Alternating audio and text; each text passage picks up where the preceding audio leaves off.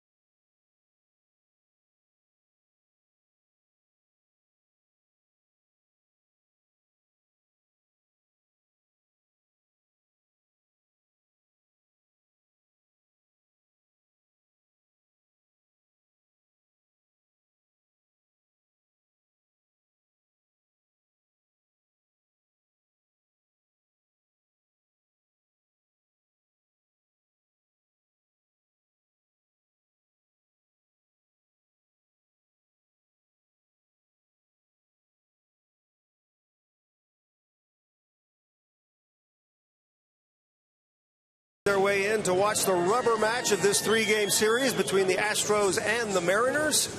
Lance McCullers on the mound today trying to get win number 3 and continue what has been a very impressive start to his major league career. Yesterday was a tough one for the Astros, though, as they really took it on the chin, and the bats continue to struggle with inconsistency. But there's one guy in this lineup who has been very consistent this year, and he's the guy hitting leadoff, George Springer. George was 2 for 4 yesterday with an RBI double. He is right in the middle of a 6-game hitting streak. During the hitting streak, he is hitting .500. He's 12 for 24, and that makes him our TXU power player. Let's take a closer look at some of what George has done so far this year, because it has been impressive. You look at the numbers dating back to the last week of May, he has really been stroking it. Now, A.J. Hinch tells us that George came into spring training this year with the idea of not being quite such a pull hitter as he was last year. You know, he splashed on the scene last year, hit a bunch of bombs, but he was hitting pretty much everything to the left side. When he came into spring training, he wanted to learn to use the entire field, let the ball travel just a little bit more. And he has been doing that. And the graphic right here shows it.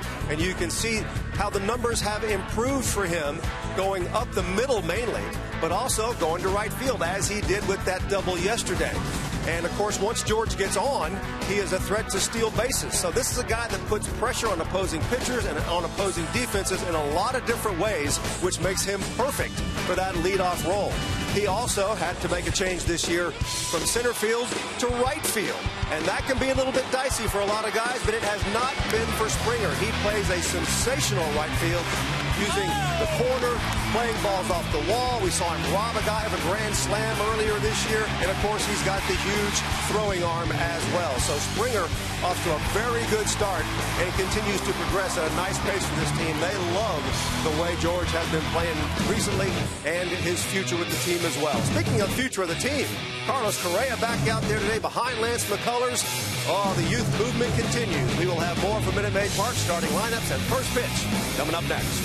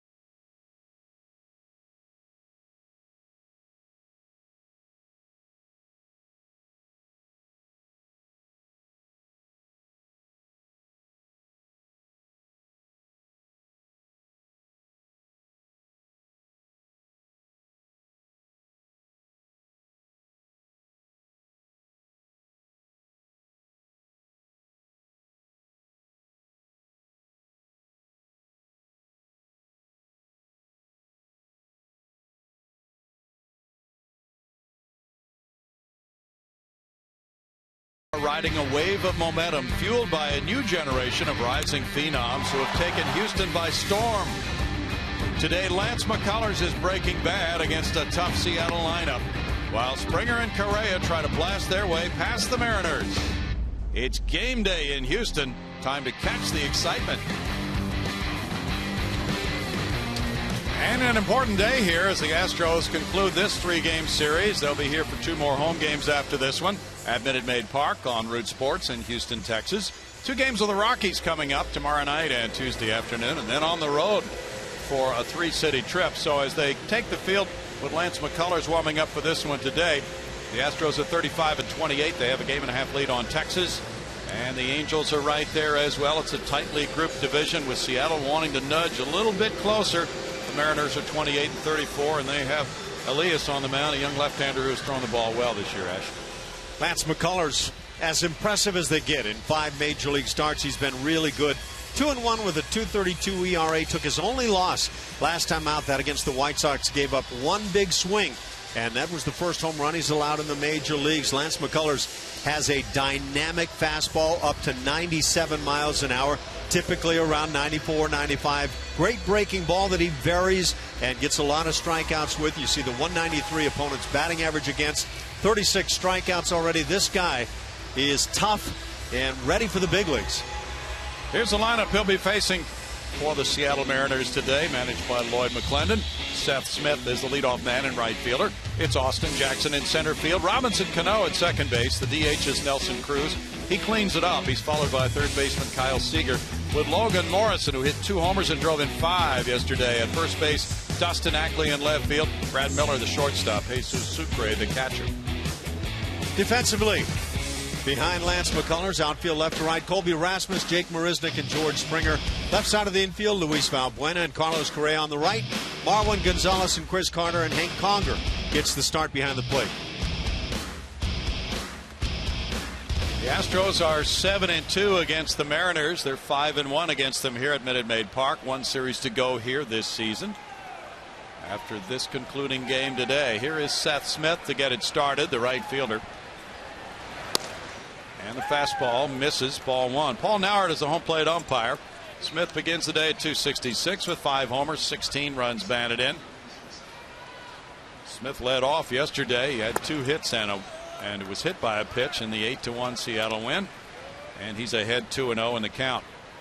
McCullers, with just 6 walks in 31 innings, has thrown a lot of strikes. He has fanned 36. Batting average against him just 193. That's at the knees for strike 1. That's his first outing against this Seattle club. Shooting for win number 3 as a big leaguer. Early fastball sitting around 93, 94. He likely will increase that throughout the day. 2 balls, 2 strikes. Immediately jumps up to 95. Well, he has certainly been terrific for the Astros, as you mentioned. A supplemental pick after the first round in 2012, the 41st player drafted that year from Tampa, Florida. Made the jump from AA Corpus Christi to the big club at age 21. Now 3-2 to Smith. Every once in a while he'll launch that breaking ball, comes upward out of the hand. Smith is from Jackson, Mississippi. And that's a foul ball. He was the backup at the University of Mississippi for quarterback Eli Manning. For 3 years, he never took a snap in a game. Second round pick of the Rockies in 04. Then he moved along in a trade to Oakland. San Diego got him in another trade for Luke Gregerson prior to last year, and Seattle picked him up in a trade a year ago.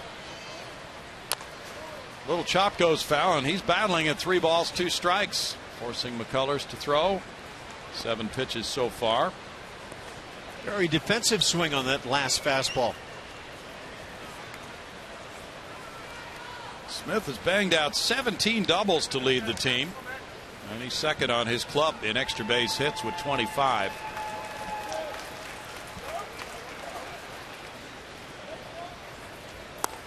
That is strike 3 call. Right there at the bottom of the knees, 94 miles an hour. Lance McCullers just continues punching out major league hitters. Maybe gets a little bit of a break on a couple of strikes, low strikes here in this first inning. Austin Jackson comes up. Jackson takes the high heater, ball one, to a 266 hitter with 3 homers, 9 runs batted in. He had a pair of hits and drove in a run and scored another in yesterday's Seattle win.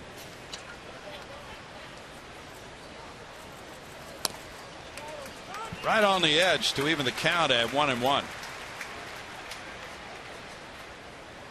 Just a year ago, Lance McCullers Jr. was pitching at Class A Lancaster.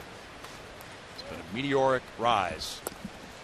On the tight breaking pitch, it's 1-2. He calls it a breaking ball, but it can be, in that case, more of a slider, or in another case, a bigger breaking ball, more of a curveball for Lance.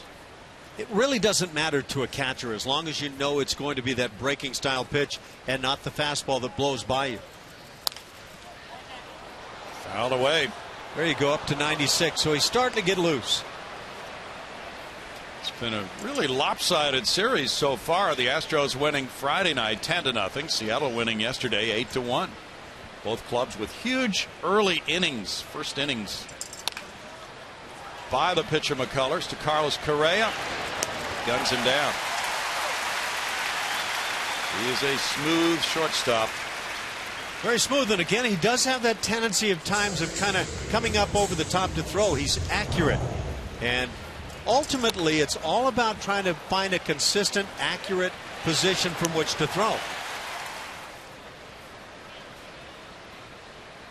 Might have had a little bit of an unsure transfer, took a couple of extra steps, but he just comes on up and guns it.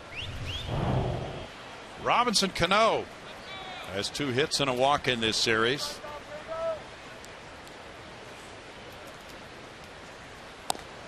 There's ball one to Cano. His batting average .240. 2 homers, 19 runs batted in. Numbers we're not used to seeing from Robbie Cano this deep into a season. 2 balls, no strikes with Nelson Cruz on deck. Last 20 games, Cano has hit just .190. He has 9 hits in his last 51 at bats.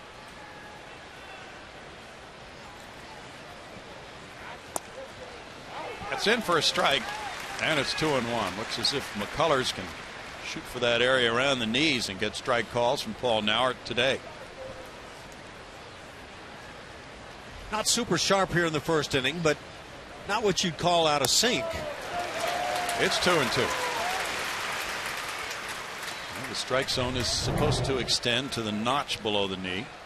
On that 2-1 pitch, he comes with a very good breaking ball in his case. Sliderish. Fastball struck him out. He has a 1-2-3 first with a couple of punch outs. There's a 0. Elias takes the mound next.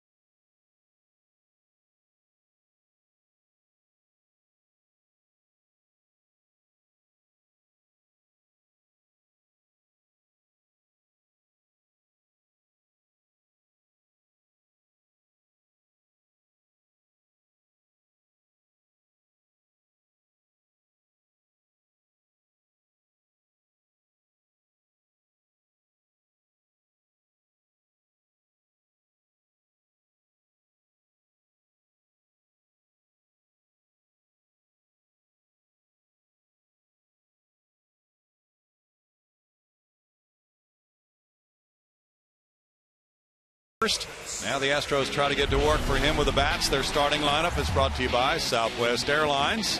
Facing the lefty Elias, they go with right fielder George Springer. Shortstop Carlos Correa, DH Evan Gattis, first baseman Chris Carter, left fielder Colby Rasmus, catcher Hank Conger, in center field Jake Marisnick, at third base Luis Valbuena, at second Marwin Gonzalez. And on the mound for Seattle, left-hander Roenis Elias, one of the Cuban-born defect players, and he's come on and done a nice job for the Seattle Mariners. 9 starts this year, good ERA, 3-3. He's made 3 career starts against the Astros. He's 0-1. He doesn't allow a lot of home runs, and yet Houston hitters have slammed 3 in 17 innings against him. George Springer ready and taking ball 1. He's on a 6-game hitting streak. .260 batting average, 8 homers, 21 runs batted in. He's 4th in the league in walks with 35. .391 average in June, leads the American League. And he looks at that pitch. It's ball 2 to Springer. Springer, as the leadoff man, has been terrific for the Astros with a very high on-base average. He leads the club among active players right now with a .366 on-base average. Jed Lowry had a higher one, but he's injured. There was some chirping from the Seattle dugout. Paul Nauert looked over there. I think Lloyd McClendon saw a couple of low strikes called for McCullers, and maybe thought that pitch caught on the backhand side by the catcher might have been over the plate. Okay. 3-0 now to Springer. George has had 3 hits in this series. He's driven in runs in each of the first 2 games. And he draws a 4-pitch walk. That's we think might have sparked that. Yeah, that second pitch. Let's see. It looked like a close pitch, but really not caught well by, I'm not sure if he's a pitcher or a catcher for Seattle. He's both. Yeah. Jesus Sucre. Yeah. Callable pitch. They did miss the target, though. Carlos Correa now at .263 with 2 homers, has 4 runs batted in. It's been an eye-popping major league debut in the last week for Correa. He's 1 for 7 with a homer in this series, and the throw goes over to first. Springer with 13 steals and 15 tries, attracting attention. The Astros are 6 for 7 in steals against Seattle. Correa became one of 8 players in Astros history to have hits in his first 4 games. George Springer did it in each of his first 5 games in 2014. Correa was kept out of the hit column yesterday, but he homered Friday night in his first career game at Minute Maid Park. Line shot to right field coming over. Here's Smith for the catch on a well hit out number 1.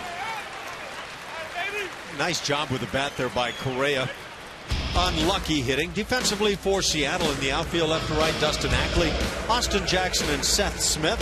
On the infield's left side, Kyle Seager and Brad Miller. On the right, Robinson Cano and Logan Morrison. And behind the plate, fine relief pitcher Jesus Sucre. Evan Gattis steps up. He's the RBI leader in the American League in his last 45 games since April 26th. There's ball 1 to Gattis. He is 9th in the league in runs batted in overall this season with 39. To go with 12 homers and a .223 batting average for Gattis. 1 for 7 with an RBI in this series.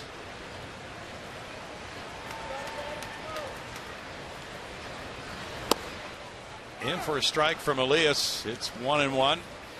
As Ash mentioned, Elias from Cuba, was born in Guantanamo. He defected in 2010. He's been living in Austin, Texas. Astros beat him here May 1st, 4-3. He gave up 3 runs in 6 innings. Gattis hit a 2-run homer off him, and now line drive into left field. And here's Springer going to third, and the throw to third, not in time. Very bold base running move, works for Springer ahead of Dustin Ackley's throw. In my view, one of the most exciting base runners in all of Major League Baseball, George Springer. You get him on the base paths, get him a chance to start airing it out, and he will fly, and he'll take some chances, and he doesn't miss. Nice job hitting by Evan Gattis. Get that off-speed pitch. Stay on the ball long enough. It doesn't matter sometimes how sharply you hit it. See George Springer, no hesitation around second base. That could be big. Chris Carter bats now. Runners at first and third. Taking strike one. Carter's put together a 4-game hitting streak. Has a .208 average, 11 homers, 31 runs batted in for Chris. He's 3 for 6 with a homer in this series. The Astros had an explosive first inning Friday night, scoring 8 times. Seattle had a 5-run first yesterday. Fouled away, and it's 0-2. So both games essentially were decided, as it turned out, in the first inning. In each of the first 2 in this series. 7 times out of 14, he has gotten a runner in from third with less than 2 outs. Carter's 1 for 7 against Elias, who's jumped out in front of him 0-2. The right side of the infield is wide open for Chris.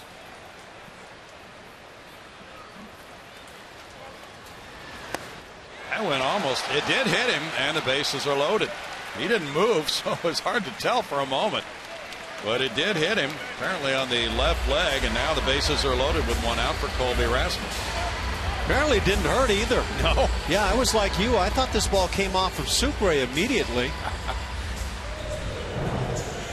Let's this ball break in. Talk about a back foot slider. Oh, it's back foot. Okay. That must have caught the sole of the shoe, because Chris acts like that's nothing. Give me the mosquito spray, please. Bounced off. Colby Rasmus has a bases loaded opportunity. He's been hitting lefties pretty well this year. He's driven in 17. Rasmus takes it, and it's ball 1 to Colby with a .242 average, and he has 13 doubles. 2 for 6 in this series. He had a double and a walk yesterday. Has 4 doubles in his last 4 games. And a total of 13. And Conger on deck. Breaking pitch misses, and it's 2-0 to Rasmus. Actually, left-handed hitters are hitting a few points higher than right-handed hitters against Elias. 255 to 246. A little bit of a different number from last year. Elias is first in the major leagues. He was more effective against the lefties. A year ago, he was 10-12 for Seattle with a 3.85 ERA and 29 starts. Big opportunity for Rasmus to get the Astros on the board first. His last 2 homers have come against lefties. Likely fastball scenario. He looks at it. It's a strike.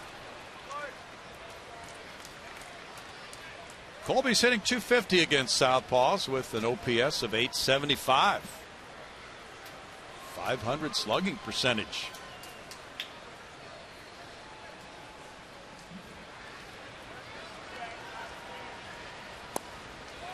And he's worked the count to 3-1. A lot of that, I would say, has to do with A.J. Hinch selecting certain left-handers for him to face. Yeah, there's no doubt about that. Colby does a really nice job. Look at the front side. He hasn't popped open at all. And tends to provide good at bats against the lefties. Big 3-1 coming now. Rasmus grounds it, foul. And it's a full count for Colby.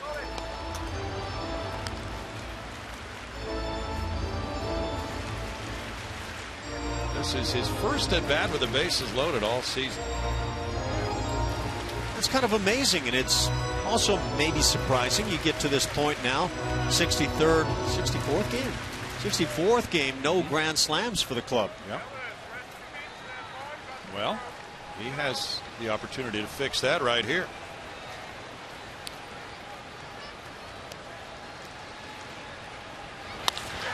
Shot out into right center field. In for a hit. That'll score Springer. And behind him comes Gattis. 2-0 Astros. 2-run single for Rasmus, giving him 19 runs batted in. Now, I wasn't watching Evan Gattis. But he must have gotten a late break, maybe thinking this ball was catchable in right center field because it took him a while to score. See if we can pick up on things, but Colby Rasmus coming through nicely as he gets that fastball up a bit, maybe off the outside edge, and gaps it beautifully. See Evan Gattis, he's holding and waits till he sees it coming down, and now it means he's got to really dig to be able to get to the plate. George Springer says get down.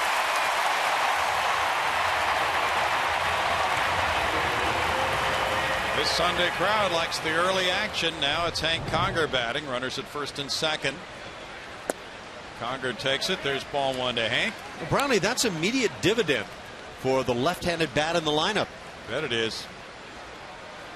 Conger's hit 158 right-handed. There you see his overall numbers, including 316 this month. And that's why I think A.J. Hinch has done a fine job of selecting those lefty-on-lefty at-bats for Colby. The player certainly has to come through and deserves all the credit for it. 1-1. Can't come through without opportunity, and that works out nice for the club. And the Astros have been losing lately to left-handed starters. Foul back. 1 ball, 2 strikes to Hank Conger. Yeah, that's a good point, and maybe sometimes you might even want to break up an all right-handed lineup with a left-handed batter too. They've lost 8 of their last 9 to left-handed starters. Lefty Mike Montgomery pitched a fine game and won for the first time in the majors here yesterday, giving up 1 run in 6 innings. But you said it, left-hand batters having success against Elias this year. Up the right field line, a foul ball. 1-2. Well, AJ studies all the numbers, of course. And it's that, but it's also knowing his players. It's also, yeah, and the implication there is some guys need to play. It's maybe been a while since they've contributed. You want to keep all the guys a part of things and hopefully a part of wins. There's the breakdown on Elias.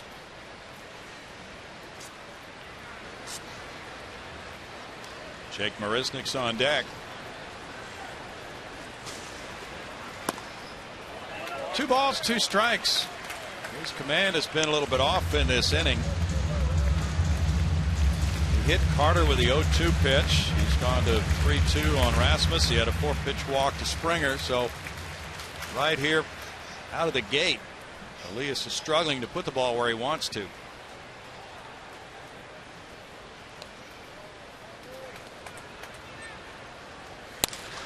Out into center field. Jackson makes the catch.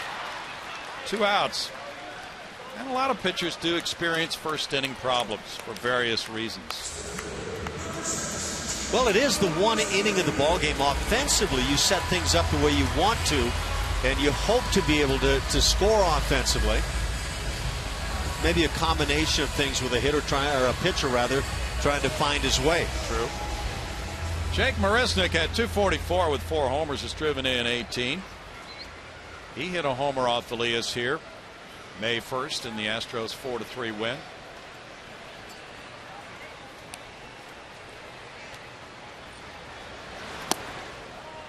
Good ball 1 as Jake tries to get that batting average turned around. He could certainly use a big swing. Oh, for his last 13.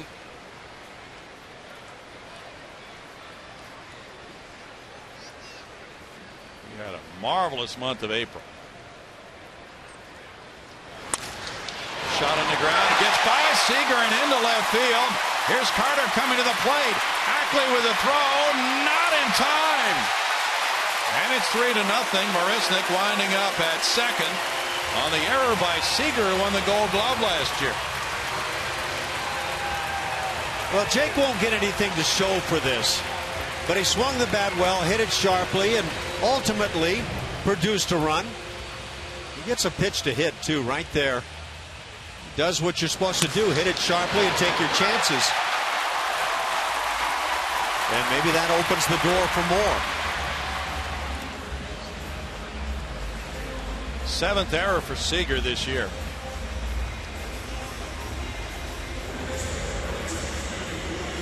Carter beat the throw from Ackley. Those 2-out errors are extremely costly. That run scored by Carter is unearned because of it. Any more runs that might score this inning would be unearned. Luis Valbuena, the number 8 hitter, comes up. There's strike one to Valbuena, who leads the club with 13 homers. He's second in the American League among third basemen in home runs. And he's driven in 24 with a 171 average for Valbuena. He is 1 for 7 with a homer in this series.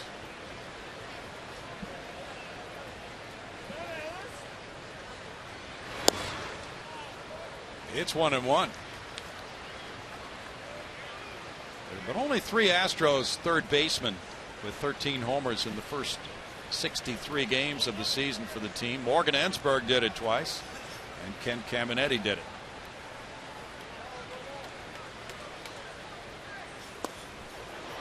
One ball, 2 strikes. The Astros Friday night sent 12 men to the plate in an 8-run first inning. Won it 10-0. 4 first inning runs allowed in 9 starts by Elias. Not bad at all.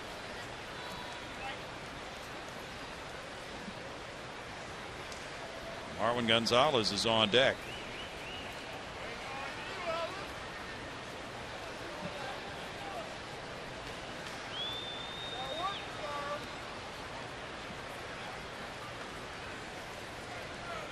Charity event picnic in the park will follow on the field.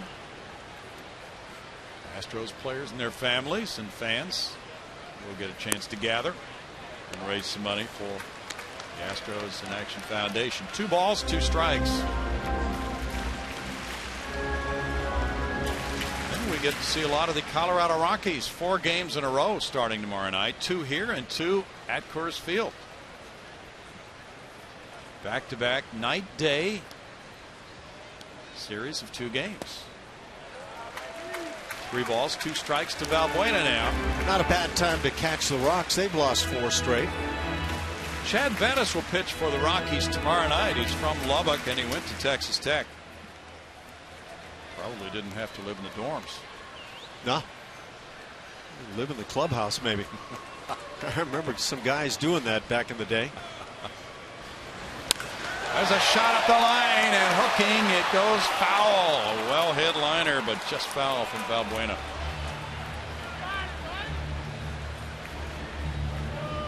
It has not gone the way Valbuena would have wanted.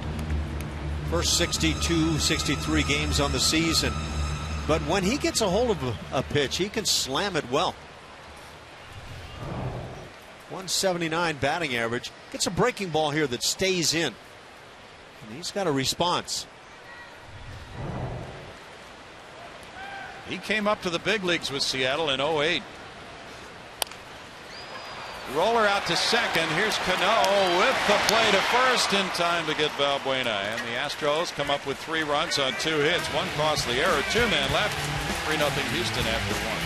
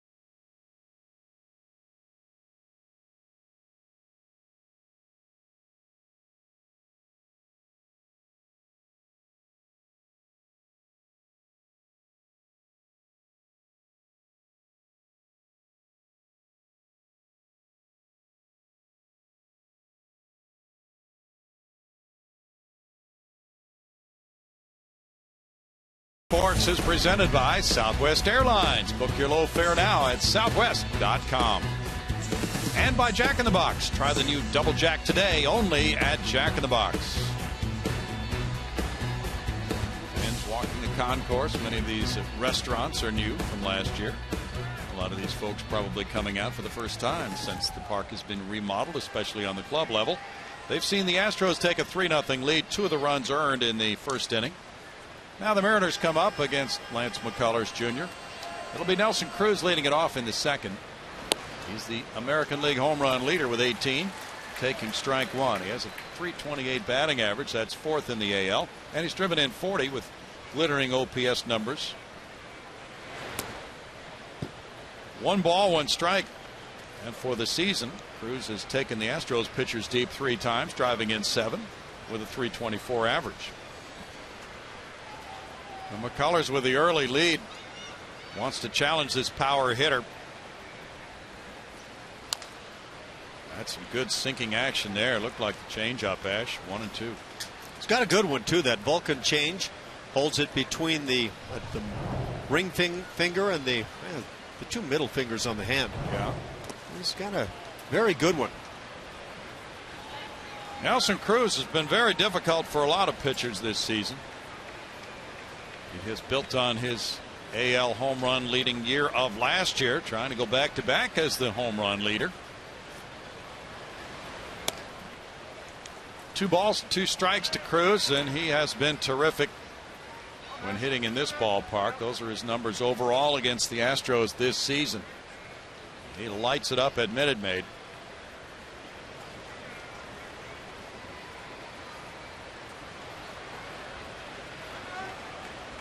Cruz calls time. The Seattle club is last in runs scored in the American League with 216. Last in on base average as well. In the dirt with a breaking pitch that takes the count full on Cruz. No leadoff walk. Oh, it hit him. So he is aboard now. Or was that ball 4?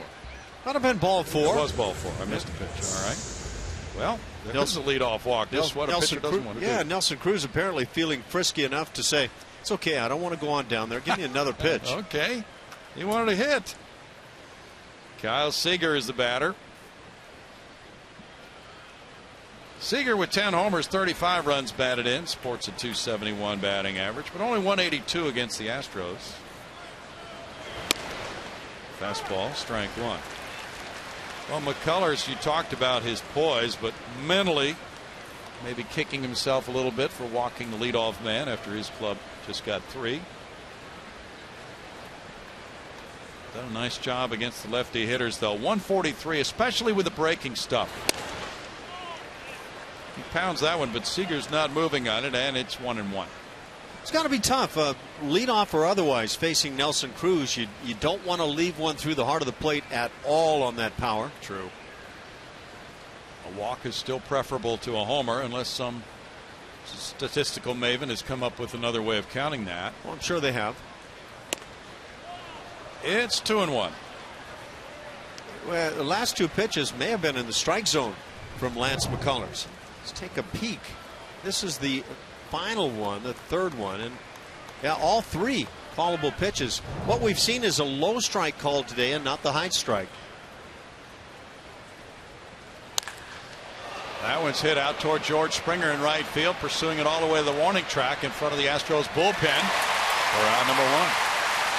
I don't know about you, but with that power that Kyle Seager has, I thought he got enough of this one to get out. It looked good off the bat for him. And I was feeling from McCullers, after having thrown a couple of strikes, not called strikes, that you eventually have to come back in with a fastball, and Seager sitting all over it.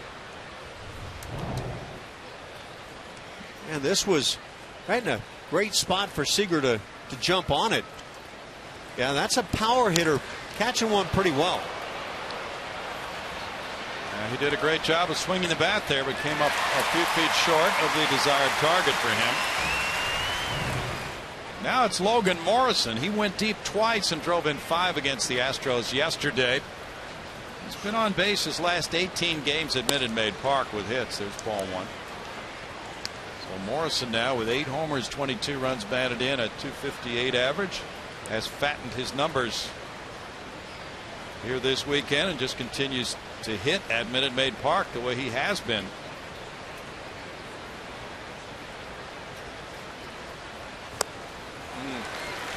One and one. Off speed gets him on the 1-0. That's the classic pitching backwards, and that's, you know, I can't tell if that was the slider. Apparently the slider or breaking ball. Morrison's now a .347 lifetime hitter in this ballpark.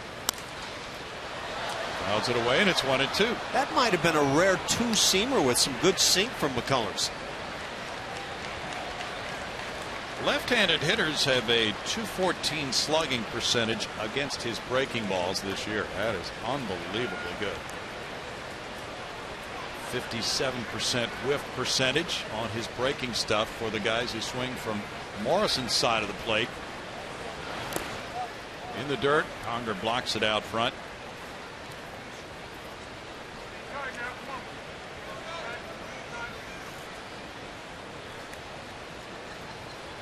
Byron Buxton is making his major league debut for the Minnesota Twins today.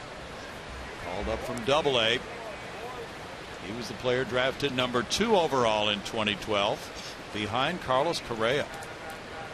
Minnesota no doubt looking to be a bit rejuvenated. It's a shot out to left center field, a long run back. Marisnik at the warning track, and right in front of that big pillar, he makes the play. That one didn't carry as well either. Nope. And 2 outs. Just a reminder now, as you enjoy a cold one, to look forward to Miller time later in today's game. It's brought to you by Miller Lite. Let's take a peek at that pitch at 90 miles an hour that I was questioning what pitch that was. Lance McCullers. Yeah, we're getting to it. Look at the grip. We've called it a Vulcan change. At least in this case, I would call that kind of the classic, just put it back deep in the hand and use all the fingers kind of a change. Maybe didn't like Vulcan. I wonder if he's changed pitching heroes somehow, huh? Changes. Dustin Ackley taking strike 1. And that's that pitch again. So he goes about 88 to 90 on that changeup. Well, if you go 88 to 90, that's a changeup. That tells you got a pretty good fastball. Some pitchers would like to have a fastball in that neighborhood. His has settled in about 94, 95 so far. 2 balls and a strike. Then that breaking ball jumps down to about 84, so got a nice range of velocities on the pitches. Dustin Ackley was not in the original starting lineup. Mark Trumbo was. Now, there you see the little bit of a spike job with the first finger as he throws that breaking ball. Well, learning all kinds of things now with that great slow motion video that we have. 2-2. You like Supermo? Oh, I love it. The guys do such a great job with it.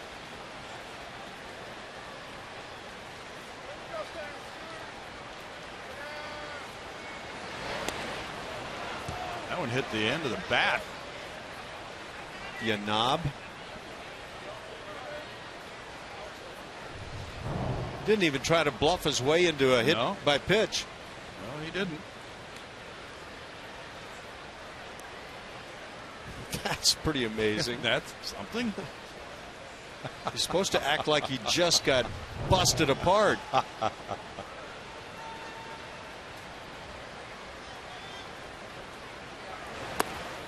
And he lays off. It's 3-2 to Ackley. He was a first-round pick in 2009. He was the second player drafted from North Carolina that year. Former second baseman. Mark Trumbo, as we mentioned, had been in the original starting lineup, but was taken out before game time because of back spasms, we were told. 3-2 with 2 outs. Cruz is going. That's a shot out towards Springer's right. Long run for George into right center field, and he gets there on the warning track. There's a center fielder playing right. Springer tracks it down, takes away a gapper. It's no runs, no hits, and a man left. The Astros lead it thanks to Springer. 3-0.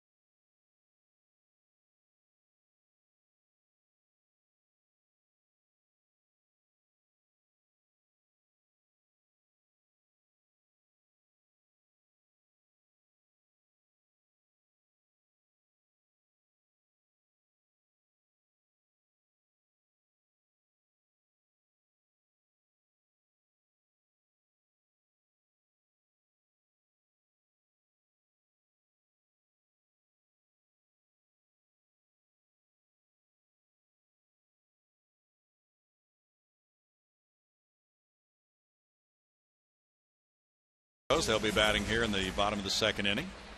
It's a fine catch by George Springer there to end the top of the frame. And wouldn't you know it, the guy who made the great plays in the on-deck circle when the next inning begins. Marwin Gonzalez to lead it off. Marwin looks at ball one at 212. He has 2 homers, 13 runs batted in. Another day of rest for Jose Altuve's ailing right hamstring, with Marwin filling in. Jose's feeling a lot better, though, he said. In the air, and it goes to the right fielder. Smith in. 1 down for Elias. See the change in George Springer from last year on the hit chart, Ash? Yeah, a lot more pulling of the baseball last year. Of course, he was hitting at a higher rate of home runs as well. So you kind of have to decide where you want him to go. But this year, much more back up the middle into right field. And that's what we've been seeing. I mean, he's hit a lot of balls early on in the season up the middle, some very sharply like this one, but second baseman right in position with the shift, now taking advantage as he goes the other way, and that was a healthy swing. Certainly was. Well, it's his first swing of the day. Took a 4-pitch walk in the first inning and scored a run. Well, apparently we've got future Mrs. Springers out there. Yeah. There might be at least about 500 of them in this crowd. No balls, 2 strikes. Got to pay for advertising. Well, maybe not.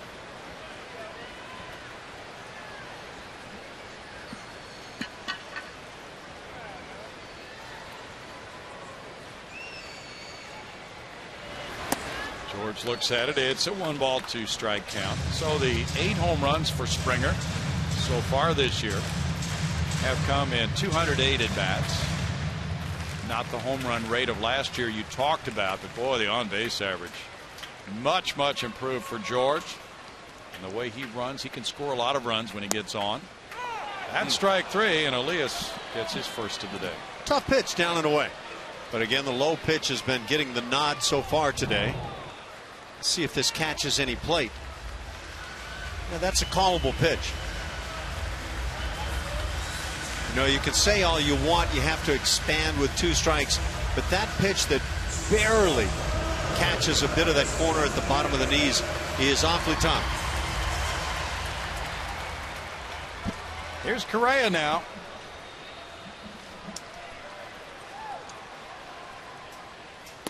Correa takes, and there's ball 1 to Carlos, who lined to right field in the first inning.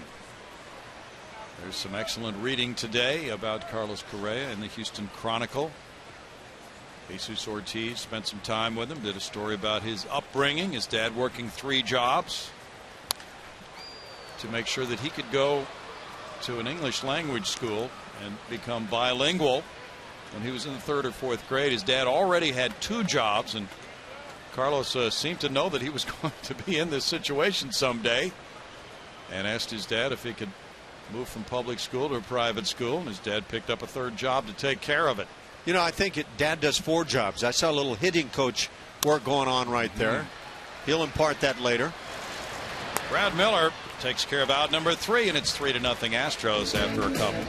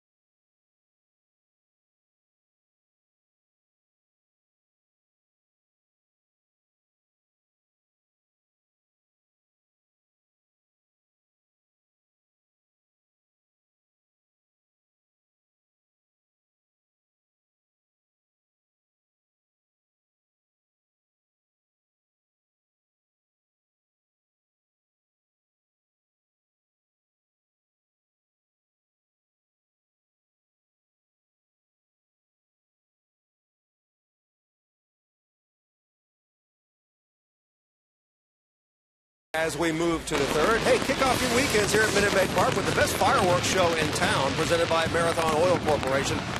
The next Friday night fireworks is coming up June 26th when the Astros take on the New York Yankees. For more information, go to astros.com/fireworks or call 1-877-9-ASTROS. McCullers ready to go to work here once again, and we're talking to manager A.J. Hinch before the game, guys, and he was talking about this group of young Astros that are coming up and all contributing and playing very well, and how McCullers is sort of exemplary of how they think, how they feel. These are not young players who come up and get all caught up in the moment.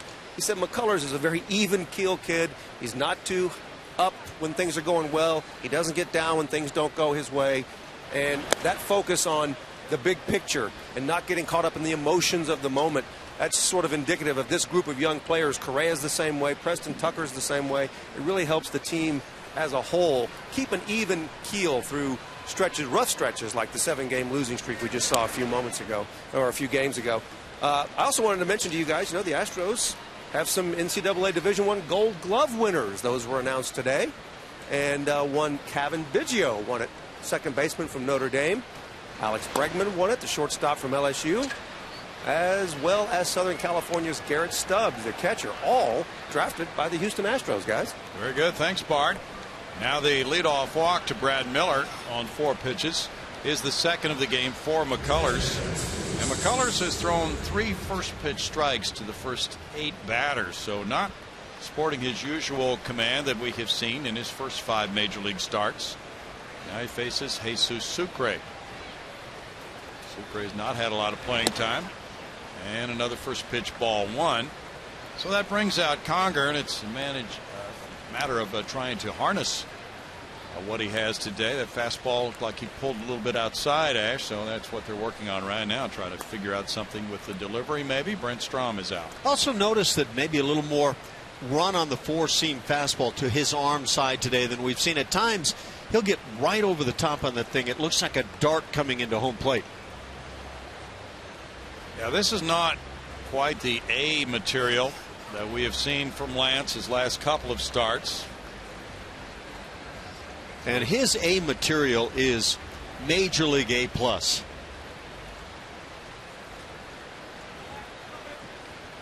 And Sucre is 0 for 3 against the Astros this season. So he is in that unusual position, Ash, of having a career batting average and a career ERA against the Astros that are the same, 0.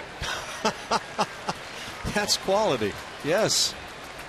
Now, if you want to earn your money on the mound, keep that going. 1-1. Well, he pitched in the blowout game, 1 scoreless inning Friday night to save the bullpen for Lloyd McClendon. It's 2-1. That front side appears to be flying open a bit on the slider and maybe on the fastball as well, and that can create that running action that I was talking about. McCullers had the complete game win here over Baltimore June 3rd. Throws a strike there. 2 balls, 2 strikes. He had no walks and 11 strikeouts in that game. Last time out he lost 3-1 to the White Sox, giving up 3 runs in 7 innings. Didn't walk anybody in that game. Struck out 7, so he had not walked anybody in his last 16 innings. And Sucre has worked the count full. Oh, and a slider breaking that way, that would seem to likely catch some corner going by the plate. I see a couple of seams on the plate. Okay. Boy, it's not a pitch you want to take. Popped up. Valbuena over in front of the Seattle bench. 1 out.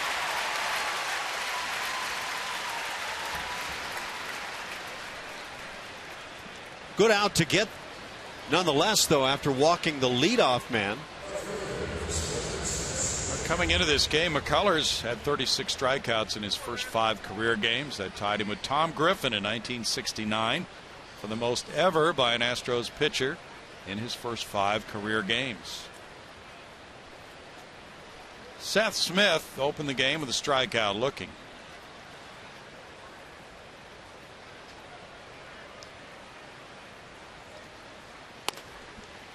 There's that running fastball. It's just leaving his arm and going to the right.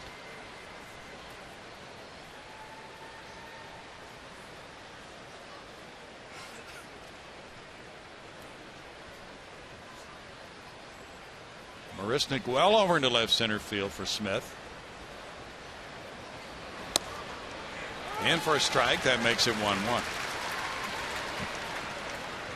Detroit leads at home against Cleveland 2-0. They're in a rain delay in the bottom of the 5th inning now. Alfredo Simon going for Detroit against Corey Kluber. Strike makes it 1-2. Miguel Cabrera hit his 14th home run off Kluber. Colorado's up on Miami 3-0 in the bottom of the 6th at Miami. Rockies will be heading here after that game. Marwin Gonzalez throws to second. Carlos Correa guns to first. Wow! 2 long throws and a 4-6-3 spectacular double play. That is something with those 2 long throws required to get the 2 outs. And here's another look at it.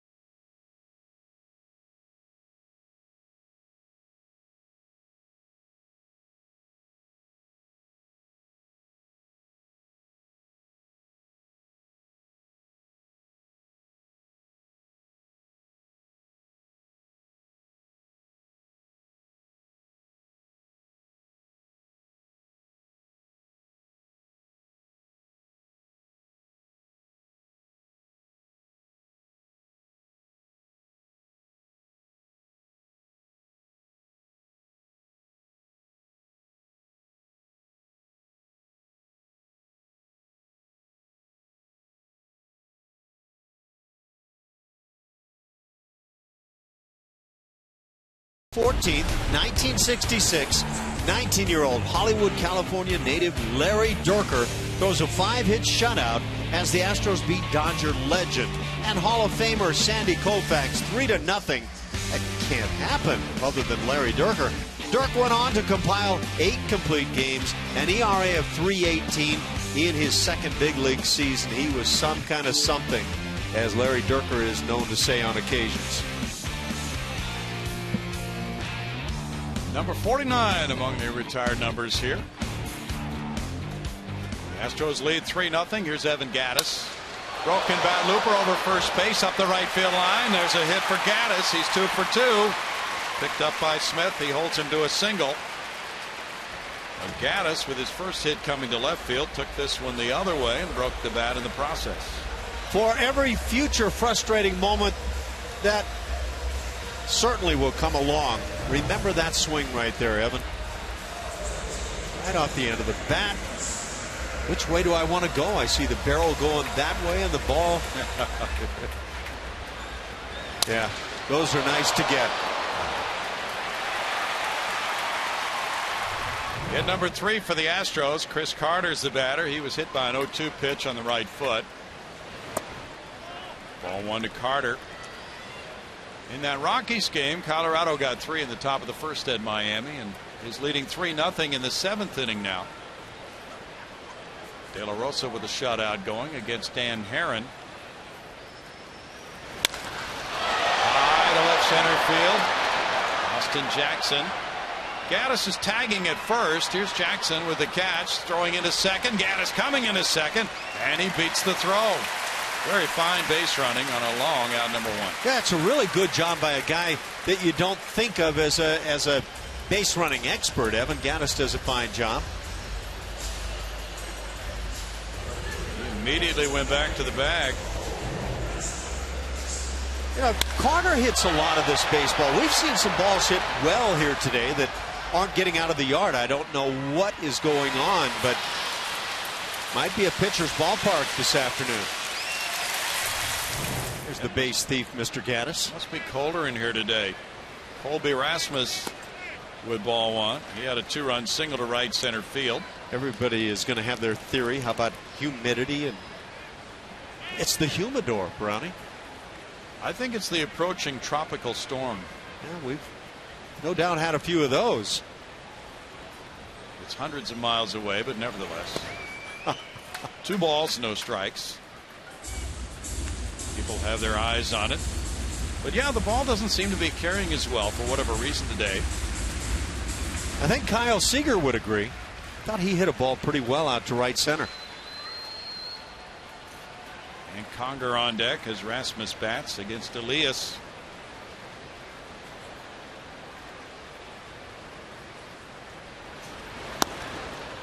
It's 2-1. Tomorrow night it's Tulo and Cargo and that Colorado Rocky crew.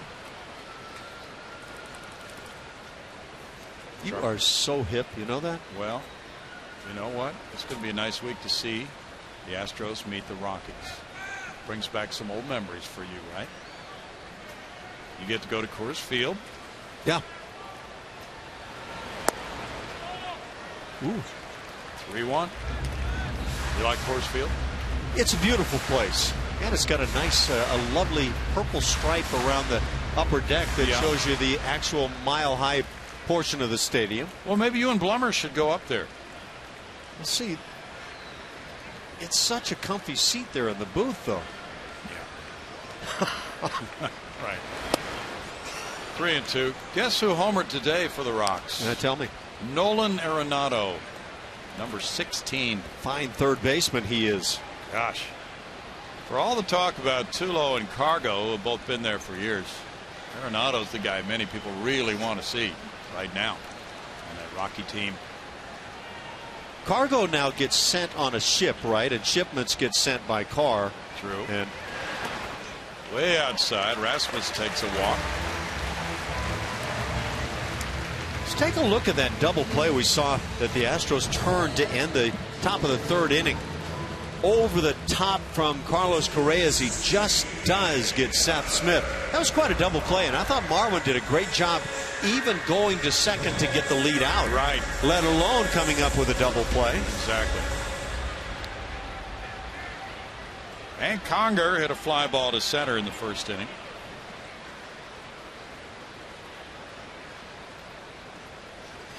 Jake Marisnick's on deck. In the dirt, ball one. A couple of pitchers are missing from this current Seattle rotation because they're on the disabled list. Hisashi Iwakuma and James Paxton. Pitching coach Rick Waits is coming out. Yeah, I would say if Seattle is going to contend for real this year, they need Iwakuma back and pitching well in that rotation. And I think Rick Waits might concur.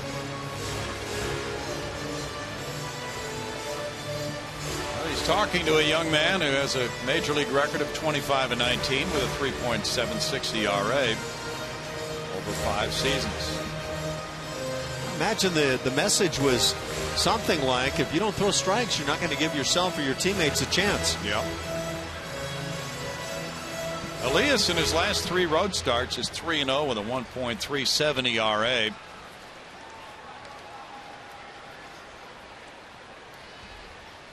He's had quality starts in 7 of his 9 trips to the mound.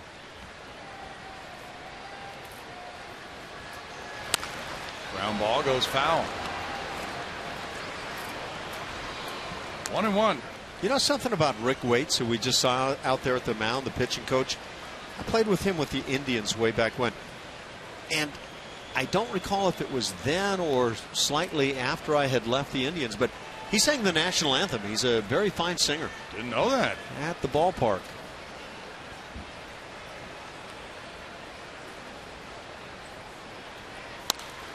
Foul back, 1-2. That's a rarity.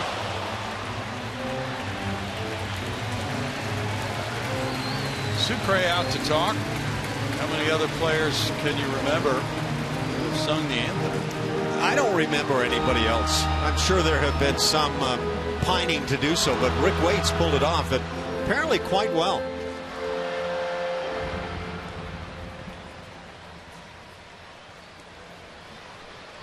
Elias did not make the Mariners club out of spring training. He started out in AAA Tacoma this year. First Mariners start was April 26th. To right field, Seth Smith in for the catch, throwing to first. Not in time for a double play. Rasmus got back, 2 outs.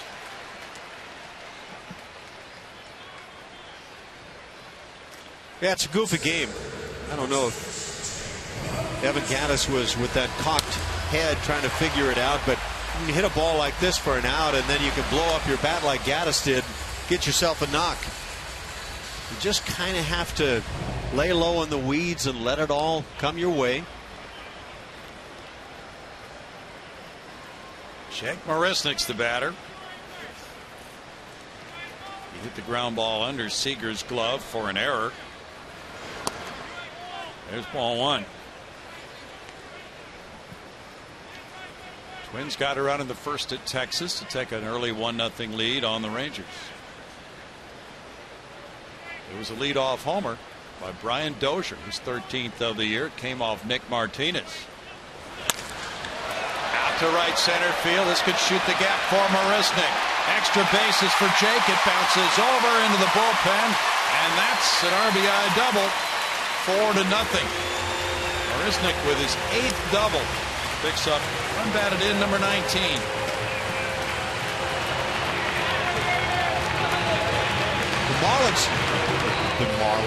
The Mariners caught a break on that ball with that ball kicking up over the wall, because Colby Rasmus, who could scoot, was going to score for certain on this ball. Jake needed this, and the Astros certainly could use it. Nice job by Jake. Got a pitch up out over the plate. That could go a long way for him. It's his 3rd RBI this month. And now Valbuena takes ball 1. Valbuena grounded out to end the Astros' first inning. They sent 8 men to the plate. And he had runners at 2nd and 3rd, as he does now. As a team, the Astros have hit .224 with runners in scoring position. Marwin Gonzalez waits to hit next. It's 2-0 to Valbuena. Mariners starting pitching is good. 3rd best ERA in the American League, despite the 2 injuries we talked about. I don't know how many Rick Waits fans we have, but I just kind of looked it up. Apparently a number of times Rick Waits sang the national anthem. 1978 he did it with the Cleveland Indians. Is that when you were there? Little after I left, and that was what I kind of supposed, because I don't have a recollection of seeing him do it, but I'd heard a number of tales, and apparently it says where I'm reading, number of times to wild applause. Rick Waits, great teammate. He was a fine left-handed pitcher as well. Do you think he was more nervous for singing the anthem than for pitching? Guaranteed. Yeah. Kind of going out of your realm. Right. He was known as the Yankee Killer for the Indians for a while. Valbuena takes the 3rd walk of the day for Elias. He's also a hit a batter. That loads the bases for Marwin Gonzalez now. Marwin hit a fly ball to right in the 2nd inning. How many other Yankee killers can you think of down through the years? Imagine a lot of guys had that label, but not a bad one to have if you're a Cleveland Indian at that time. The Yankees dominated the tribe. Frank Larry of Detroit was known as a Yankee killer back in the probably 60s. Is he a pitcher? Yeah, he's a right-handed pitcher with the Tigers. But you're right, there were several who were called Yankee killers. Strike to Marwin. And a lot of times they were left-handers who would come into Yankee Stadium and pitch a fine game. Told Manny Ramirez had 7 multi-home run games against the Yankees. He might have been a Yankee killer. He could have been a Yankee killer. Those Indian fans, you can find them everywhere. You can. 1-1. Not at all times, but give yourself enough time, you'll find one everywhere. Okay.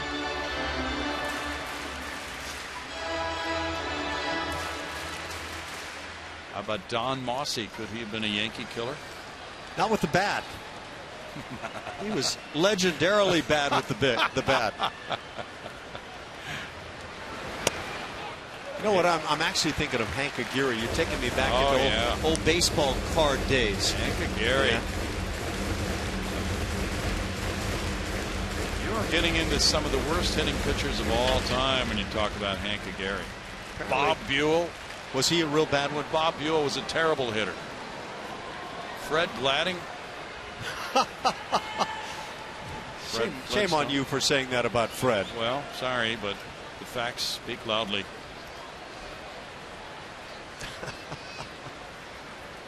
Well, I played with a few myself. There's a shot foul on the ground. It's 2-2 to Marwin Gonzalez. Who was the worst hitting pitcher you can remember? Now that's really tough. I would probably point to bullpen teammates because they just don't get that chance. No. And they'll get one rare at bat with 2 or 3 runners on base when you need it, and they have to swing the stick, and it's just embarrassing. And then they'll tell you what great hitters they were in high school and college. Bill Hands of the Cubs was pretty bad.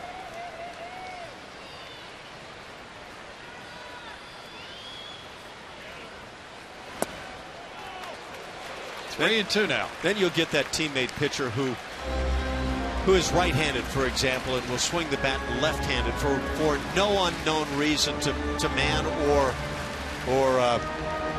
teammate or pitching coach, for example, and it'll be just hideous. You'll say, why don't you swing it from the other side, give it a chance? Oh no, I'm a left-hand hitter. No, you're not. Big 3-2 pitch with 2 outs and the bases loaded. Ball 4 forces in run number 5, and it's 5-0 on the bases loaded walk to Marwin Gonzalez. That's the 4th walk for Elias. Gonzalez getting his 14th run batted in. Well, keep piling on, guys.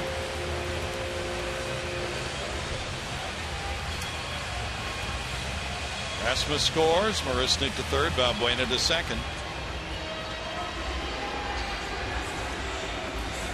Walks have been a big part of this inning. There have been 3 of them.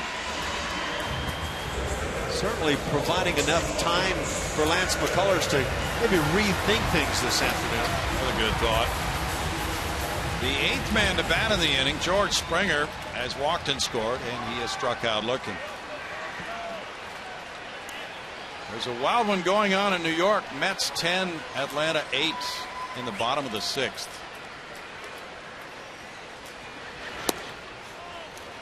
Springer looks at ball 1.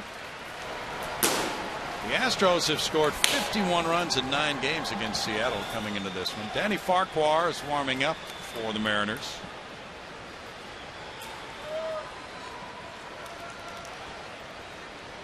They might need to bring Sucre out from behind the plate.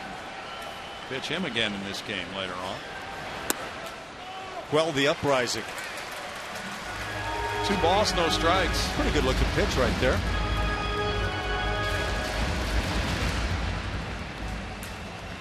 Well, Elias has been putting up good start after good start, so this one is out of the norm for him. Maybe he can go sit by the king after the inning. Shot on the ground is Seager going to second for the force, and the Astros tack on 2 runs on 2 hits. They leave the bases loaded after 3. They're up 5-0.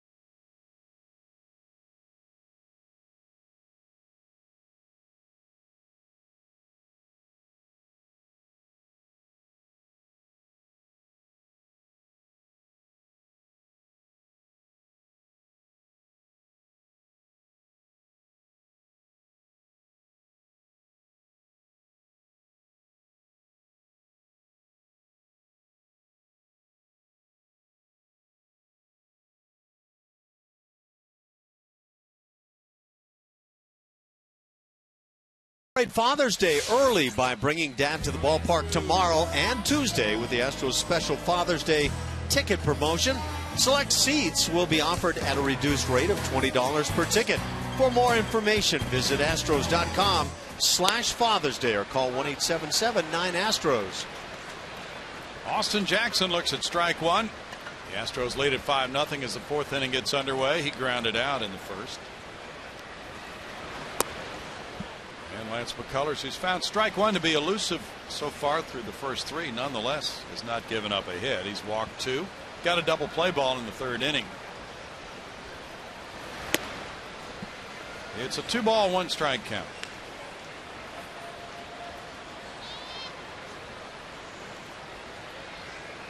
I bet this is the most frustrating no-hit bid early in a ball game that a guy can go through. Yeah. Foul back. 2-2.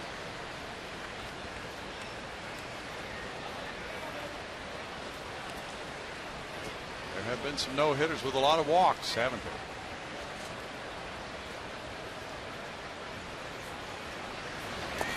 You know, I was just thinking of a big right-hander now back with the Pittsburgh Pirates. Pitched with Philadelphia last year, formerly with the Blue Jays, and I can't come up with his name, who had, I believe, a 6-walk no-hitter while with the Marlins. So he's pitched everywhere in sight. A.J. Burnett? A.J. Burnett. Yep. There you go. Jackson takes a leadoff walk. That's the third of those for McCullers. Well, after that close pitch not called a strike, our pitch-by-pitch presented by Steel Dealers. Back in the first inning with Robinson Cano at the plate, a couple of heaters get away. And we've seen a lot of those already, and then a strike on the inside corner at the knees. The yacker gets thrown in there and then just blow the cheese on by. Lance McCullers can do that. Just tremendous stuff. Robbie Cano struck out in the first inning. There's strike one for McCullers. Just reading the excellent Sports Illustrated article about Johan Santana's no-hitter for the Mets a few years ago, and how agonizing that was for the skipper Terry Collins. Pitch count, and the fact that the Mets had never had a no-hitter pitched in their entire history, and here was a guy out there for over 130 pitches, and he had been injured. The weight of the franchise suddenly was in place, huh? Terry Collins said it was his worst night in baseball, even though Santana did pitch a no-hitter. It was just a matter of, you know, I'd like to get him out of this game. He may get injured. We don't want him to throw this many pitches, but we need to have a no-hitter. It's a bit of a different story, but kind of the same when you're a catcher in a no-hitter, and you get in those last couple of innings, and you're looking at who's coming up for the other team, and you're running through your mind how you want to set them up and how everything should go. You can really overthink it. Strikeout number 3 there as Cano is caught looking. Yeah, that can be quite a burden for the manager. You know, I said overthink. It's just that 30 minutes of your life or more that is such a grind. And a great relief and joy when it's all over and you get it. Nelson Cruz drew a walk to lead off the second inning. So McCullers has walked the leadoff man in each of the last 3 innings now.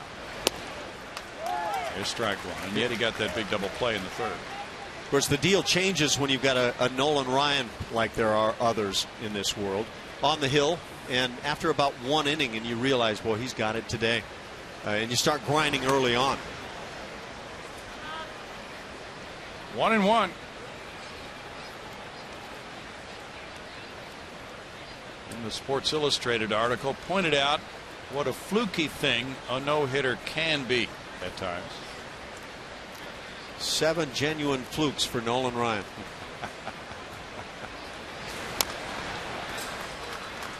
1-2.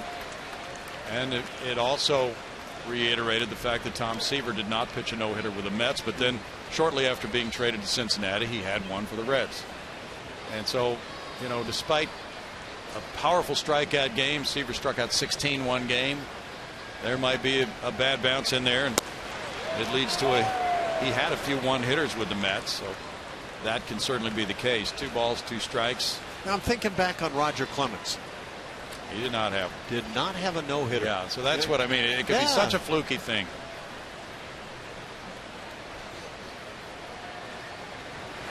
And yet, if a pitcher has one, it'll never be forgotten with that. Now, Cruz is rung up, and much to his dismay here, Paul Nauert has called strike 3 on him. Fastball trying to find the outside edge. Let's take our peek. And Nelson Cruz has good reason to be a little upset. That's the way you want to spot him now, is maybe McCullers is finding things.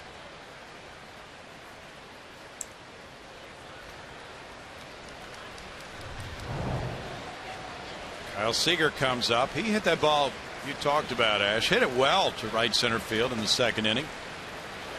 Just didn't seem to have much carry to it. He smacks that one foul for strike 1. Now, if you're starting to play that game in your head about Lance McCullers, who has not yielded a hit, 2 outs here in the 4th inning, still a long ways to go, but already it's 70 pitches, so that becomes a grind if it gets to that point for A.J. Hinch. That would be a big problem for A.J.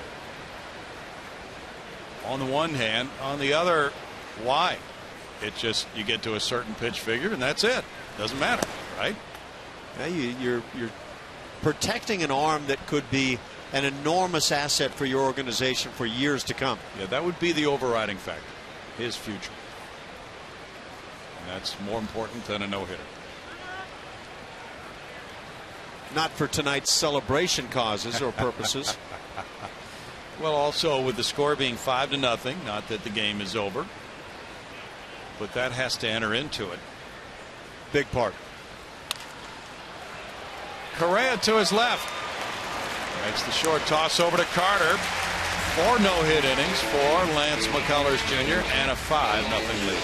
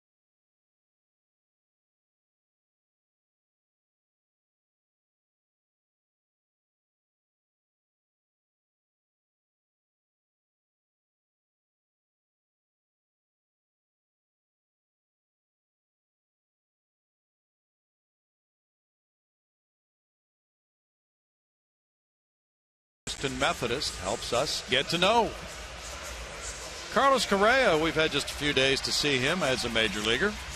Favorite player growing up, Derek Jeter. Favorite movie, Gladiator. Favorite subject in school, math. I guess you might expect that. The math portion, Gladiator. He's probably going to style his game after Gladiator for some time. He's an impressive young man. He's 0 for 2 in this game. A liner to right, a grounder to short. Here's strike 1. Jesus Ortiz tells the story, writing about Carlos, who has a lot of fans here from Puerto Rico. After the debut he made at U.S. Cellular in Chicago, waiting for some taxis to go back to the hotel with his family. And he waited about an hour, as it turned out. He had a long conversation with his younger sister. Line drive to left field. Hit that one mostly with his left hand, and he's on with a leadoff single here in the 4th inning, much to their delight. I saw Dad in the previous at bat talking about how maybe the back shoulder had dipped a little bit, telling Mom what exactly is going on. But that's really staying with an off-speed delivery down out of the strike zone. Look how well he stays with it. Right shoulder and head down on the baseball. Quite a job on a low pitch, and they love it. They'll even applaud singles. Ball one to Evan Gattis, moves him back off the plate. He has singled twice and scored twice in this game. In that number 3 spot in the lineup, which has not been productive for the Astros as a club this year, and they've tried a lot of different number 3 hitters.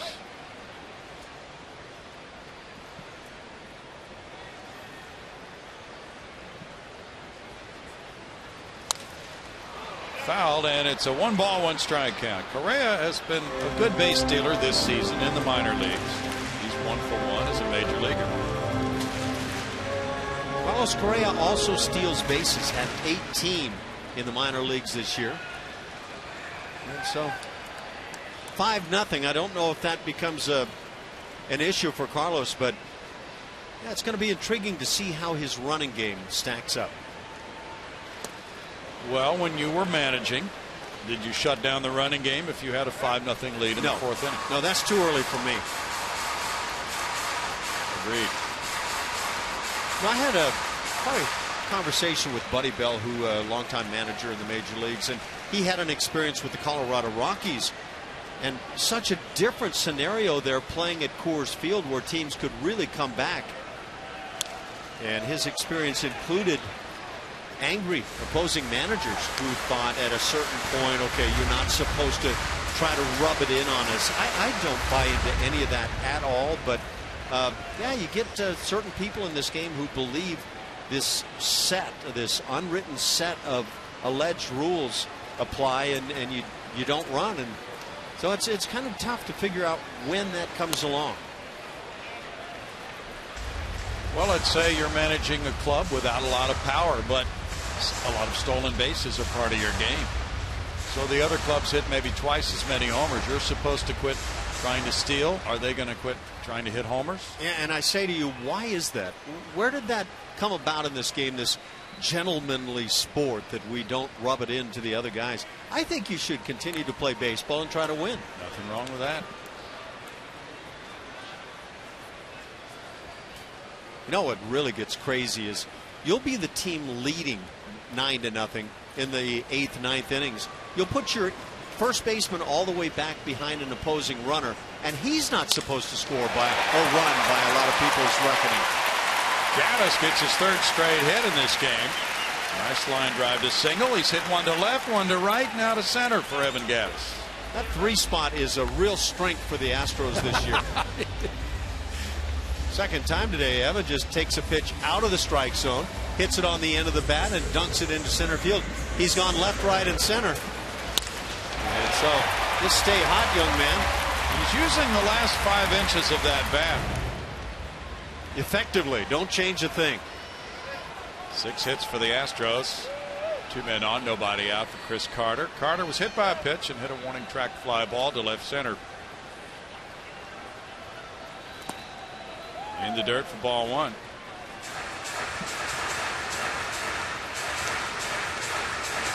Well, as Ash mentioned earlier, you can bring Dad to the ballpark tomorrow night and Tuesday. Day game Tuesday with that special Father's Day ticket promotion. Selected seats offered at a reduced rate of $20 per ticket with a 2-ticket minimum purchase. 1 ball, 1 strike. The Astros meeting the Rockies the next 2 games, and then it's on to Colorado on the first leg of a 3-city road trip for the Astros.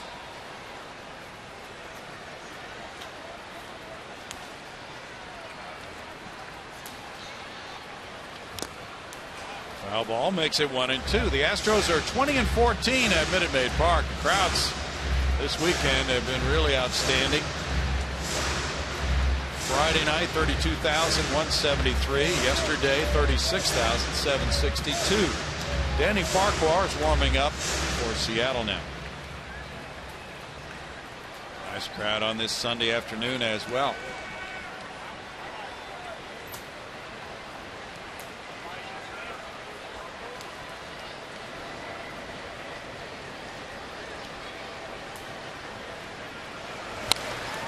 Foul back. So the Astros within the division here this weekend. Then we'll step aside for those 4 games in interleague play against the Rockies. Back within the AL West next weekend at Seattle for 3. And after that to Anaheim against the Angels for 3.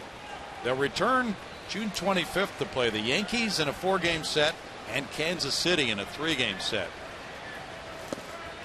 Those should be well-attended games. 2 balls, 2 strikes. Both clubs are outstanding. Yankees, Kansas City, the Astros in first place for just about the last 2 months. They went into first April 19th.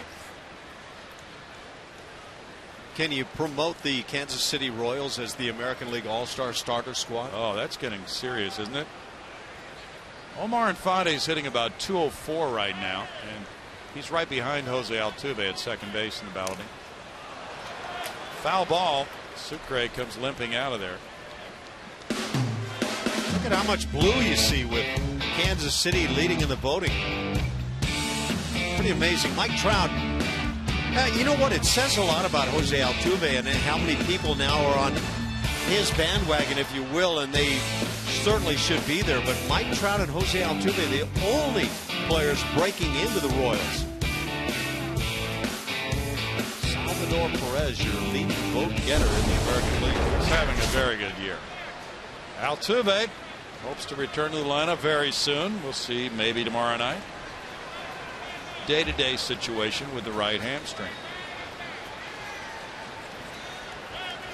But Omar Infante, if he wins that balloting, if he is the starting second baseman, the commissioner needs to step in and do something about that. Insanity, I tell you.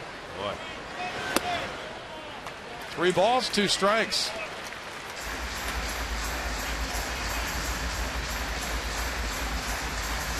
Has not been a sharp day for Mr. Elias.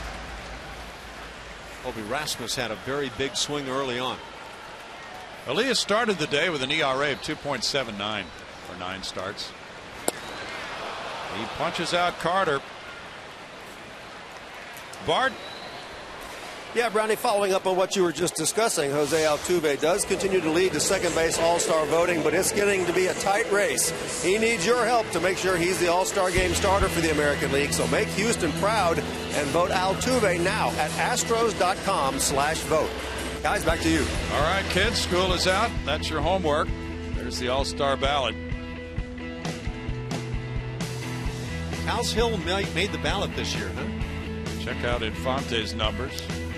You know, Altuve hasn't been hot recently, but even in his struggles hitting .290, he's played a great second base. He's hit with some pop this year, leads the league in stolen bases. Come on. Colby Rasmus had a 2-run single and a walk. There's ball 1. We're not trying to embarrass Omar Infante, but it's just what the voters are doing. It's not his fault.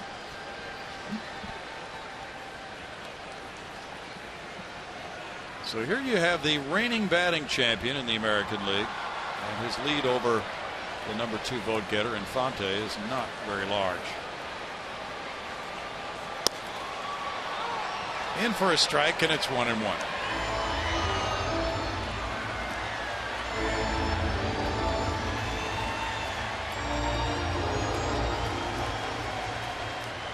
Five, 6, and 0 for Houston. 0-0-1 for Seattle. In the home 4th.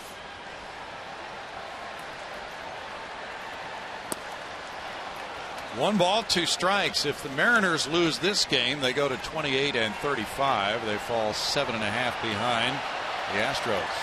Mr. Altuve keeping himself occupied by stacking cups. And apparently he's been told to restack things.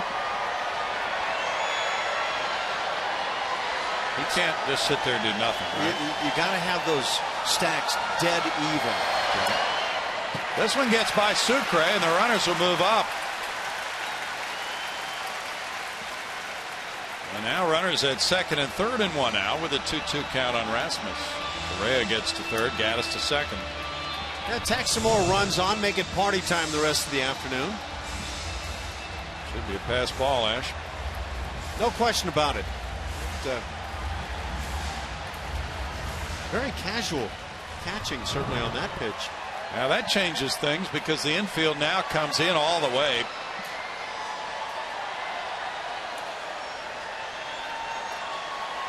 Conger's on deck.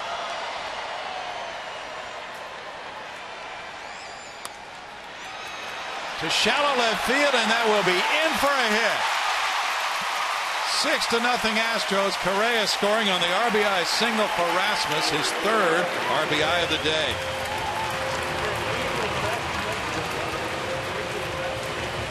Take advantage of everything you can. On the other side, Seattle players are saying, you see this slop they're flipping around here today? And yet that's the way the game goes. Out on the hands, and Colby manages to just fight it off into left field. You know what? The pass ball set up this base hit and the run. Yes, it did. Infield came in. Miller couldn't get back to catch it. The run scores. And the Astros lead grows to 6-0. Lloyd McClendon will make a pitching change and will return in a moment.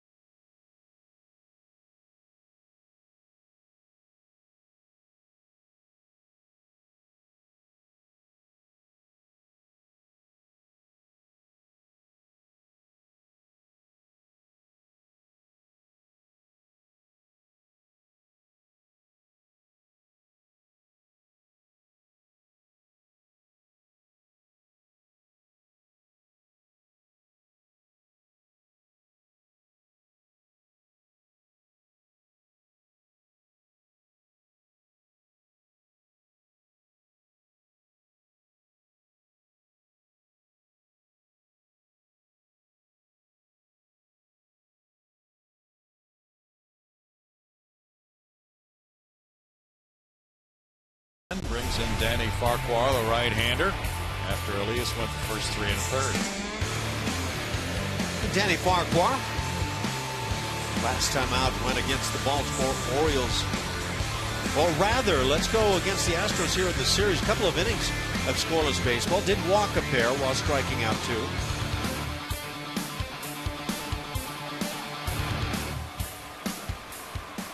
Inherits runners at the corners and 1 out. Hank Conger the batter. Conger is 0 for 2. Conger puts it in the air behind the plate, and this is back out of play for Sucre for strike 1. Hank Conger is in his first year as the Baseball Tomorrow Fund player ambassador.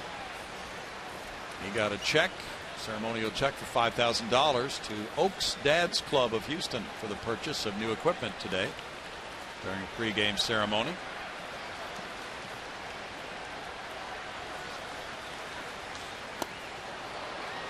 No balls, 2 strikes. Major League Baseball's involved in increasing youth participation in the sport and has teamed up with the Baseball Tomorrow Fund to provide that equipment for some youngsters. That last swing, a good one at a fastball. However, a changeup was thrown.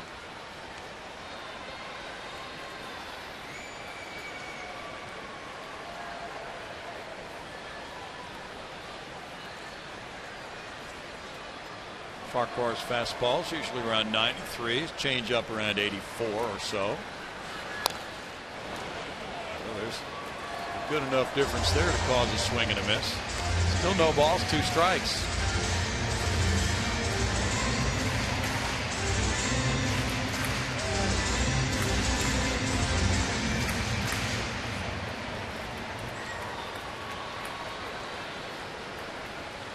Texas Rangers continue to be a surprise team. They're tied 2-2 after 2 with Minnesota.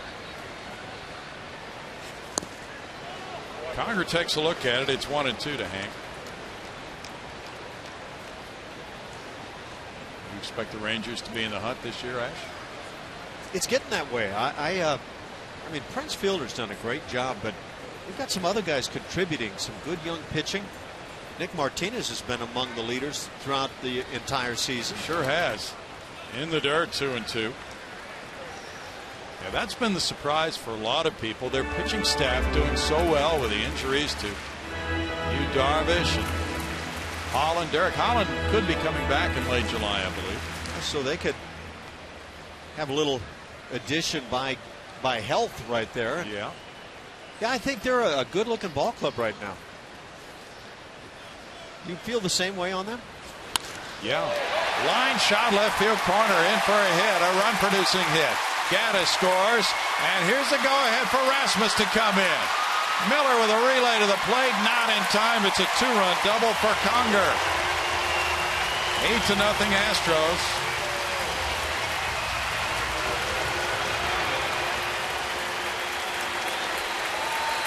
Conger gets double number 4. That gives him 7 runs batted in. Yeah, this is the kind of day you want to have as a team. Hank Conger gets that start on the afternoon game and takes advantage with the bases juiced.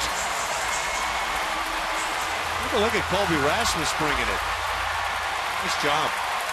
Well, you saw Gary Pettis, the third base coach, try to get that angle and look deep into the left field corner, which is where that ball was. Now Jake Marisnick with ball 1.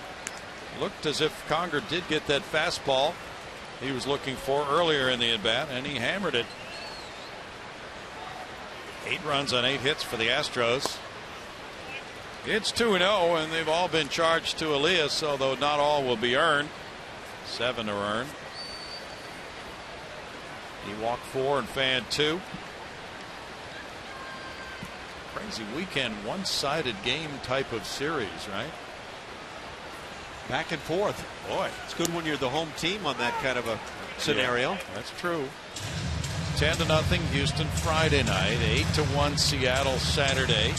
Now 8-0 Houston in the 4th inning on Sunday.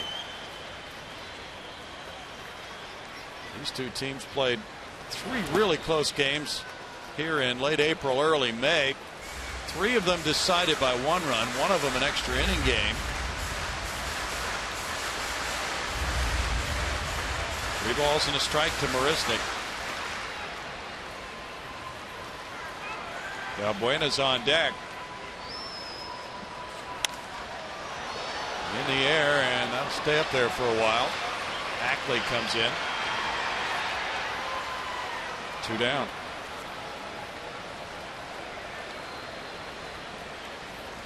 Valbuena will bat. He's grounded out and he's walked.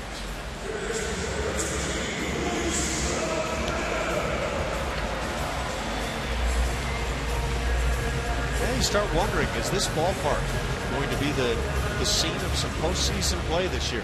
What do you think? I've said it a couple of times already. I really like where the Astros are with their roster right now, and I give them a genuine shot. There's ball 1 to Valbuena. He's grounded out and he's walked. Big fan of the young talent that has come along and been added to this team.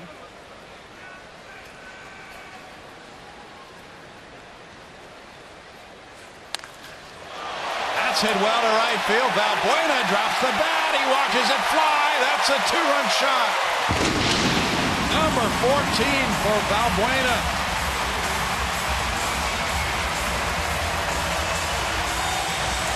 And the Major League leading home run team, the Astros, have 84 long balls. That's 26 runs batted in for Valbuena. 10-0 Houston. Yeah, there's no reason for any spillover of frustration right now, but I certainly hope this doesn't turn into Seattle deciding maybe they need to come in hard on some hitters. This guy has been feast or famine a bit, and the feasts have been really nice. Well, he's eating pork tenderloin right now. Is that what it is? Yeah. It's well cooked. I don't want to say well done, but cooked to perfection. Well, Mr. Farquhar came into his kitchen. Well, that's a good point. And got burned. You get in the kitchen, and sometimes chef takes over. 2 balls, no strikes to Marwin Gonzalez. He drew a bases-loaded walk in the 3rd. May have gotten to that stage of the game where that fastball 3-4 inches off the corner becomes a strike. Yeah. 14 long balls already for Valbuena. That's a high drive. Looks like a foul ball up the right field line. Smith is over, and it is back out of play. So if you're just joining us, how did it get to be 10-0? Here's the way it's added up. Evan Gattis with 3 singles. Just 1 homer for the Astros in this game. It just happened from Valbuena's bat. There's the distribution of hits. The big one for me is the Colby Rasmus first inning double that plated a pair. That kick-started things.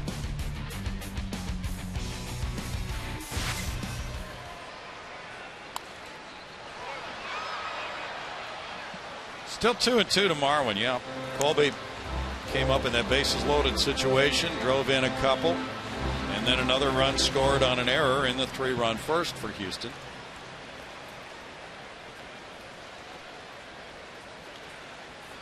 It was only 3-0 when Jake Marisnick doubled to right center, plating a run, and 3-0 still felt like Mariners right in the ball game. 4-0 starts separating. Every Astros hitter has reached base in this game, either with a walk or a hit. It's the 4th inning.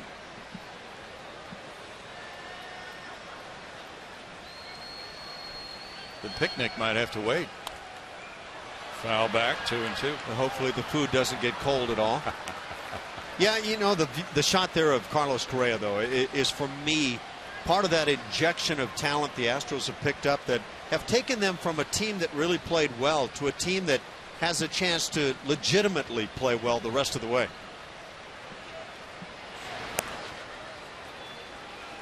3-2. What do you like to take on a picnic?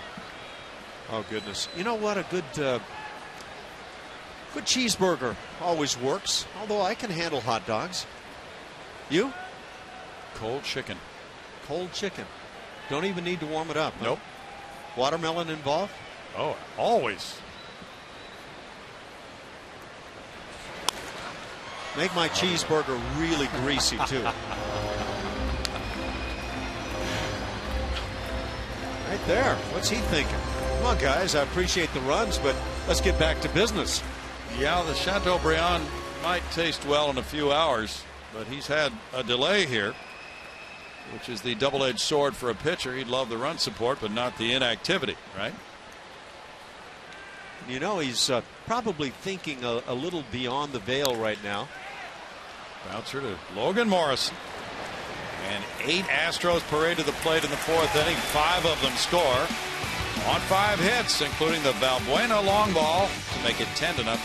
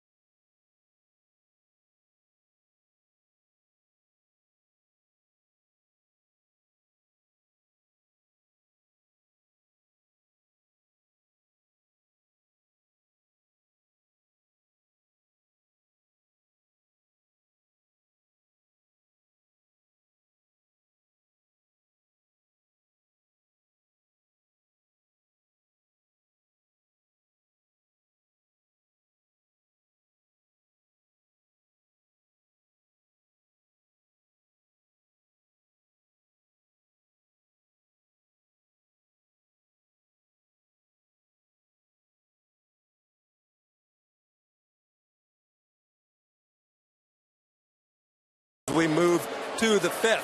We have a couple of special guests as our progressive fans of the game today. Tim Leif and Brian O'Connor. They are in the midst of is it 30 ballparks in 30 days? That is correct. For our 30th birthdays. For your 30th birthdays. Wow, what a way to celebrate. So I got to get your take on Minute Maid Park. What do you think? It's gorgeous. So when this opens, does the whole glass thing go away? No. Okay then. The roof opens. Okay. Well, it's just a gorgeous park. It's been great. I know it was raining as we came in, so it was really nice to kind of duck in here when we're in the AC. We got to see the train. Beautiful. Yeah, you like the train. That's a nice feature. Yeah, it is. There's been so many different cool things about the park, both outside and inside. That's really been a joy for us to see. What's the most challenging thing about going 30 parks in 30 days? Definitely the travel schedule. We've had some really tight turnarounds. As a matter of fact, we were in Tampa Bay to see the Rays yesterday, so we had a 16-hour drive to get here. We only had 19 hours to do it. So that was definitely one of the tougher ones. So clearly you guys are big baseball fans, right? We are huge baseball fans, yes. Excuse the bags under our eyes, because in that drive, we just slept in the car while the other person was driving.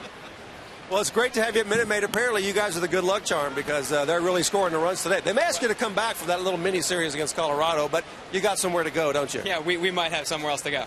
What's next on your list? We're going to the Rangers tomorrow. Rangers tomorrow. Okay, well, if you want to bring them a little bad luck, that would help us. All right. No, we'll try.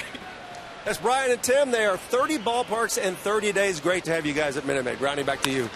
Thank you, Bart. Now Ackley with a fly ball, and down the left field line, Colby Rasmus watches that one go foul. 1 ball, 2 strikes. The Astros have all 9 hits in this game. And she's happy that one went into foul territory. That'd be a real challenge putting together that schedule for all those games. You got to hit teams at home and try to make it work. Atlanta and then the Florida ball clubs. It would take an engineer to put that schedule together. Yeah, certainly not in my hands. You wouldn't want to put it. Another foul ball into that same area. What were the blue shirts those folks are wearing? Any idea? Looks like a group outing with the blue shirts. Blue Jays left town a couple of weeks ago. Maybe they're just simply tardy. Yeah, they may not have consulted the schedule when coming to see the Blue Jays, and they came to see the Mariners. 30 ballparks in 103 days. 2 balls and 2 strikes. In the air to left center field, Marisnik is going for it. Rasmus moving back. Rasmus is there. It's getting interesting, Ash. Yes, it is. We're 2 outs in the 5th inning. But you know, we're both. I mean, assuming this continues to move along, and we're talking about the fact that the Mariners don't have any hits, it's not in the cards, I don't think. 80 pitches. There would have to be some really quick innings. Yep. Has he allowed himself the thought about things? He has to know. Brad Miller with strike 1. Well, he will be among the 30,000 or maybe the 130,000 that says he was at the ballpark that day. Max Scherzer has a no-hitter through 5 today for the Washington Nationals. And they're leading 2-0 at Milwaukee.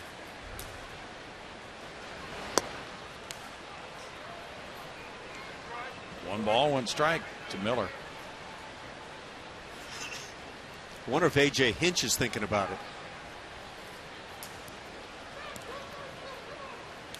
That's probably not a delightful thought for him right now, the way things are going. 1-2.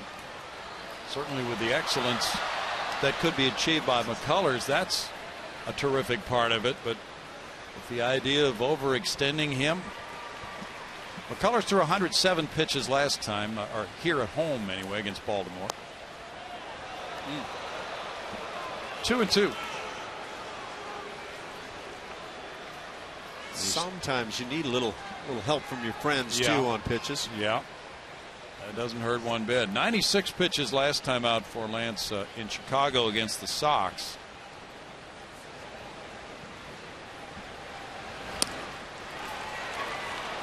Miller takes a walk. That's number 4. And it's Sucre batting. McCullers just a part of the outstanding rookie class to come to the major leagues this year. Players like Addison Russell of the Cubs, Carlos Correa with the Astros, of course, and Vincent Velasquez, Chris Bryant with the Cubs, Noah Syndergaard Mets, Archie Bradley D-backs, Joey Gallo Rangers. It's a vintage crop. Chichi Gonzalez Rangers, Carlos Rodon White Sox, and so on down the line. You know what? With some of those mentions of the Texas Rangers and their young talent, to me, that's a big reason why they've moved forward at such a huge stride. Good point.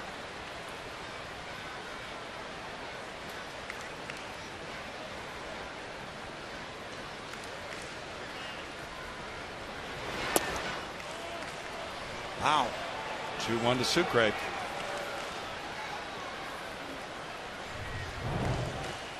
Am I begging? Yeah, I'm begging.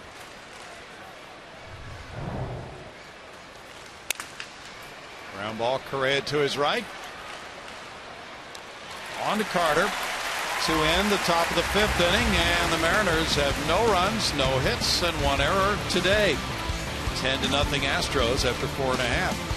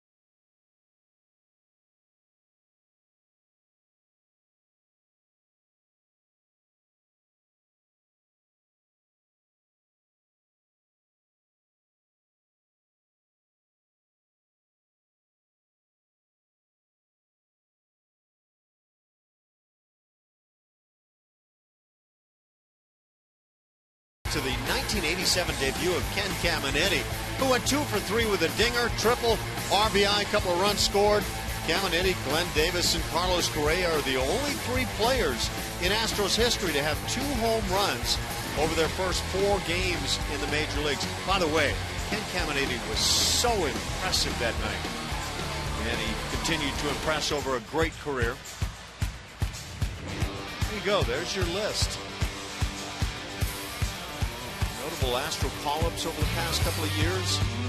Boy, when George Springer showed up a year ago, it was all about him. And now Carlos Correa, John Singleton trying to make his way back to the ball club. But yeah, some impressive stuff.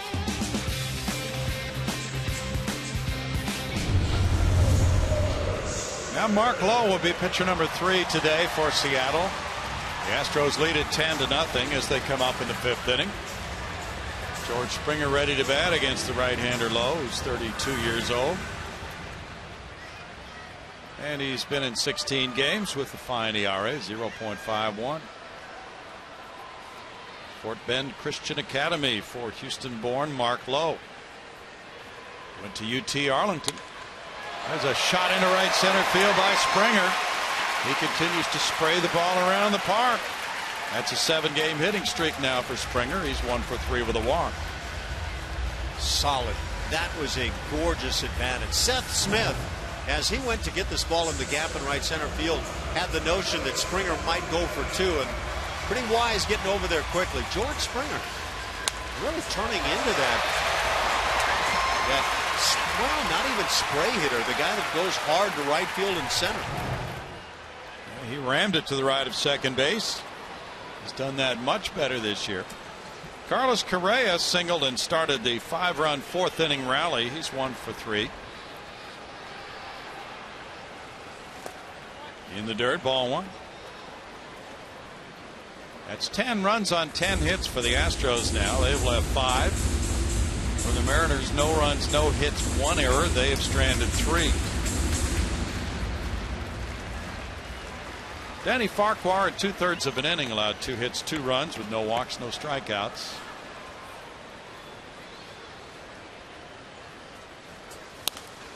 Off the end of the bat, it's popped up. Logan Morrison in foul ground. 1 down. Joey Gallo has come up with the injury to Adrian Beltre to the big leagues, and he has done a nice job for the Rangers, hitting .306 with 3 homers, Ash. Upper tank homer for that first one in Arlington, and that kind of got it started. I believe he has 3 already. He's got a hit today, hitting .316. Got that kind of classic uppercut swing from the left side. He's really been dealing. I guess they don't need Adrian Beltre anymore. Oh, they'll take him. I think so. Which ought to be an interesting decision on Mr. Gallo when Beltre is ready to come back. What do you do? But you got to get both those bats in the lineup. Well, there's the DH. Yeah, they'll find a way. That's to be sure. Evan Gattis is 3 for 3 with 3 runs scored. He's had a hit to all fields in this game. There's strike 1 to Gattis. Shame on me. That hit today, number 4 in the long ball department for Gallo. Sucre talks about it with Lowe. Well, they still have Josh Hamilton out, so in thinking about left field, Delano DeShields has been playing there, but Mitch Moreland could move out there. That opens up first base for Fielder. So the DH could be the position for Gallo. What is it about hits and smiles seeming to come together? With a liner by lunging Miller into left field. Evan Gattis is 4 for 4.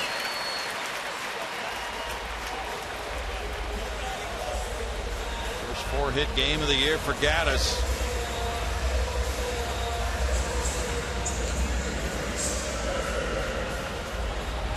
The notable Major League call-ups now recently. Joey Gallo we've talked about. Of course, Carlos Correa, Byron Buxton, and Brownie's been talking about it. Number 2 prospect behind Carlos Correa, so he must be pretty good. Francisco Lindor. The youth shall lead them, and kids are starting to do it. That ties Evan Gattis' career high, a 4-hit game.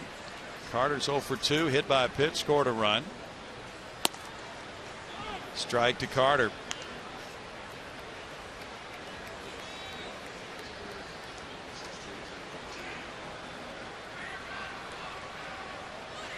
Gattis had a 4-hit game last year for Atlanta.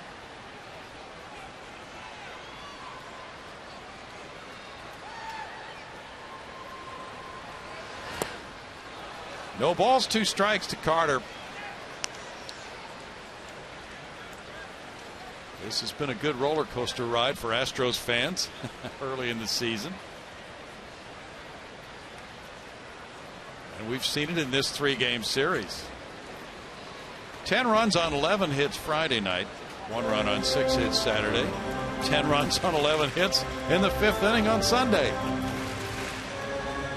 Hey, Brownie, it's always intriguing to know who's out there listening, watching the ball game. I heard from Joe Sambito. What's Joe into? He was talking about we were talking about rather the Yankee killers through the years, and he mentioned Frank Larry, the Tigers, and I think that's a guy you mentioned as well. But that's right. Nice to have Joe Sambito on board. Always. Come to Houston, Joe. We have a lot of fans who would love to see you. 1 and 2. Somebody saw him recently. Was that you? No, it was not. I haven't seen Joe for a couple of years. Terrific guy. He was quite a closer for the Astros. Yeah, he was really a great teammate, and injury kind of took him down a bit. The Astros had some tremendous talent back there in the early 80s. 2 balls and 2 strikes. A belated happy birthday wish to Kathy Hudis of Virginia. Yeah, Joe told the story about when he was drafted by the Astros. His arm was killing him. Oh, really? At that time of the draft? Yeah. Wow. And he signed and he went to A-ball, and they needed a starter at Double-A, so they promoted him to start a game in Double-A, and he just knew he couldn't make it very long in that start. He was agonizing over what to do. He didn't want to tell anybody he was hurt. Yeah. But he went out there, and in the first inning, he just succumbed to the injury. So they put him on the disabled list and gave him time to rehab. And he said without that, he probably wouldn't have made it the way he did. But the time was what he needed for the arm injury to heal. And you know the rest of the story. He didn't get that Tommy John surgery until a long time into his major league career, right? In the early 80s, the Astros lost J.R. Richard, Joe Sambito, and Dickie Thon. That is a pile of talent that went down. Well, that's a body blow. 3-2 to Carter. Milwaukee still does not have a hit through 6 against Max Scherzer of Washington. The Nationals lead at 2-0.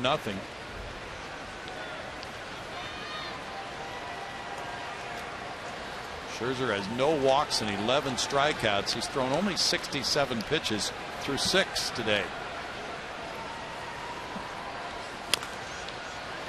This one grounded off the foot of Carter to third base. Still 3-2.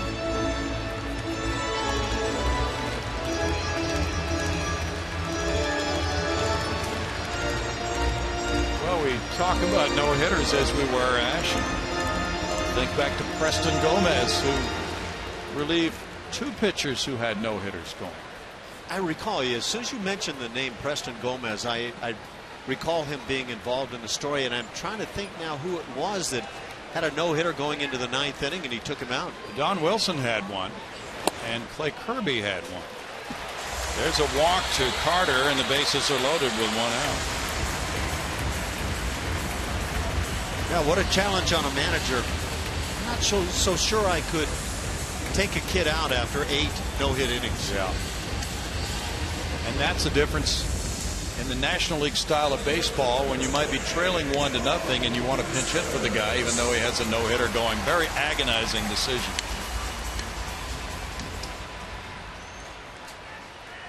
Now it's Rasmus. Colby is 2 for 2 with 3 runs batted in and a walk. 2 runs scored for Colby. Well, these have been some long innings with the Astros at the plate that McCullers has had to deal with.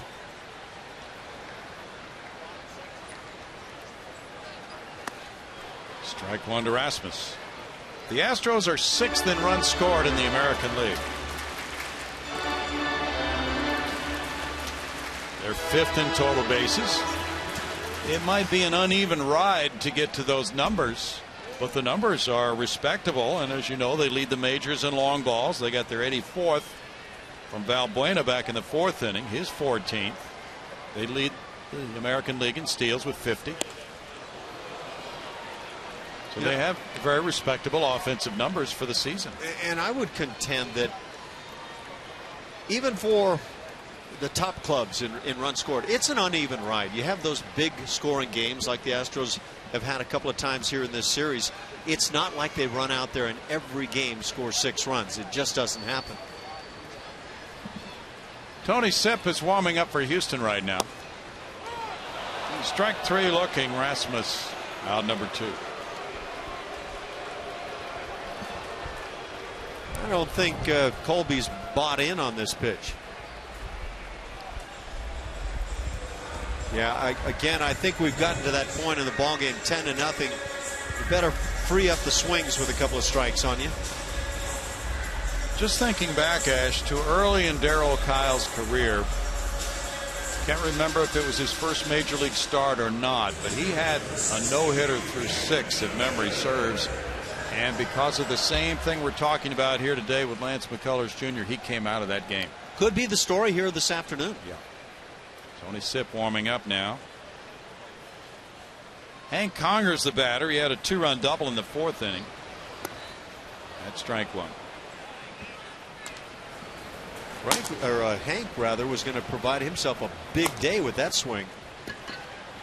Ooh, you see Tony Sipp already throwing. What does that mean? Has the conversation already gone down that McCullers has earned the victory? You're not going to get to the 9th inning, and therefore let's make the change.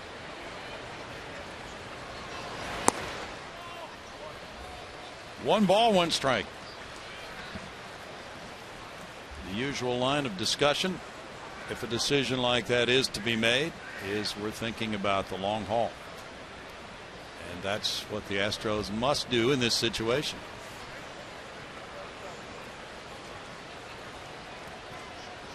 Of course, it's easy if you're that player to start thinking about the history books.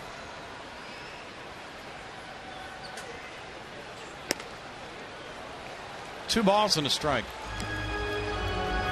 It was Kyle's first start in the majors and his 6th appearance when he was taken out with a no-hitter in effect. Wow.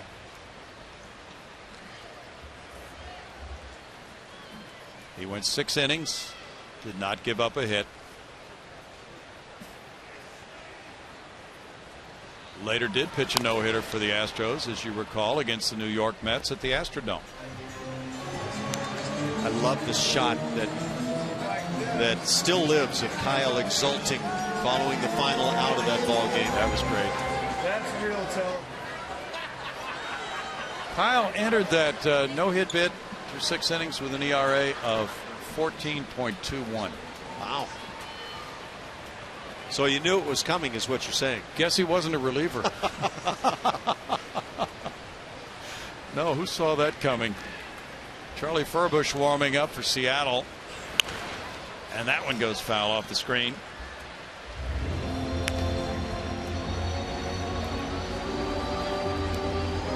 In Santana's case, it was different, though, wasn't it? A veteran well into his career, 2 Cy Young awards. And he's just never been the same since that year. He's still, by the way, under contract to Toronto, working out in Florida.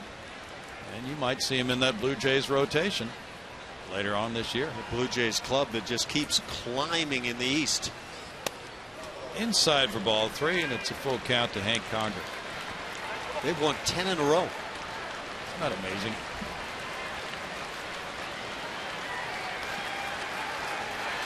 Well, we saw the turnaround between the time that the Astros swept them here and the Blue Jays swept the Astros in Toronto. Exactly.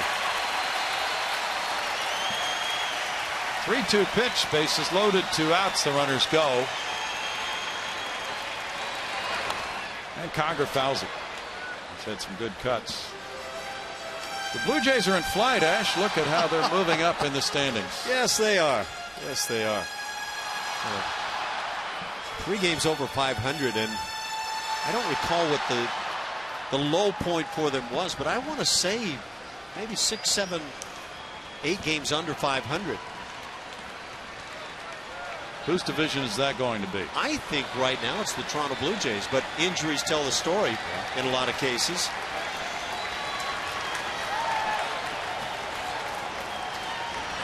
To Conger, another foul ball, and Sucre is limping. He's down, in fact.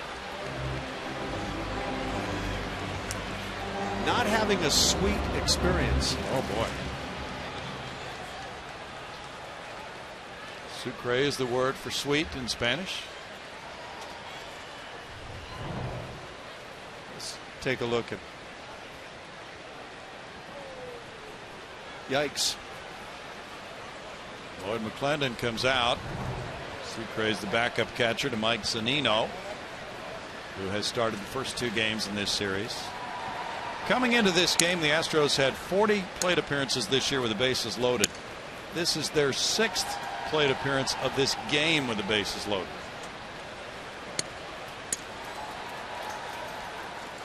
You know, that ball that hits the ground and comes up from underneath. Nothing else needs to be said. That's the one that really gets you. Lance McCullers trying to stay loose. He's also trying to stay away from his manager. Yeah. I wonder what Stromy's got to say. You're in there, or Lance is going to get one more? Yeah. It's just not going to last a whole lot longer. You know, this long inning might be the end of Lance. It might be. It's a long time to sit. The Astros paraded 8 men to the plate in the third, 8 more in the fourth. Now here in the fifth, it's taken a while.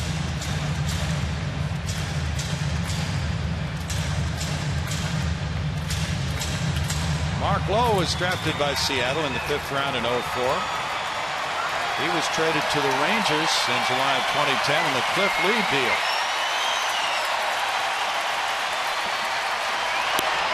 Conger takes a bases-loaded walk, and it's 11-0 Houston.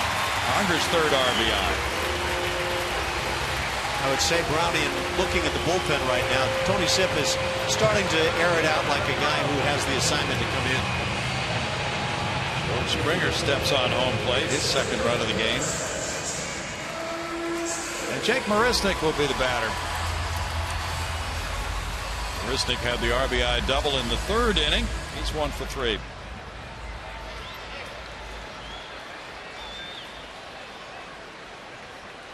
Brewers are batting in the bottom of the 7th with no hits against Max Scherzer of Washington. They did get a hit. Okay.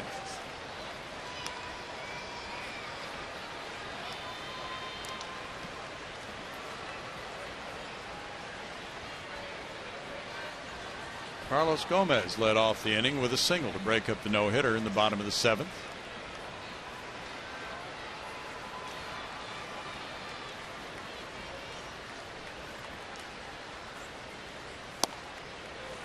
In for a strike, and it's 0-2 to Marisnick. Lowe came in Friday night and worked 2 scoreless innings in Houston's 10-0 win. A game in which Felix Hernandez made his exit after 1/3 of an inning, allowing 8 earned runs.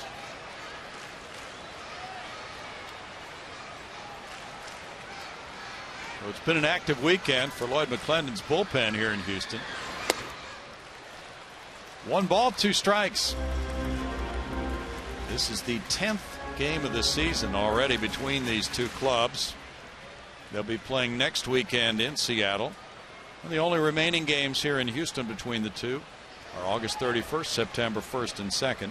And the Astros are in Seattle one more time after next weekend. That's the end of September. Marisnick is down on strikes. In the 5th inning, the Astros add a run. On 2 hits, they leave the bases loaded to extend their lead to 11-0. And Tony Sipp is coming out of the Houston bullpen.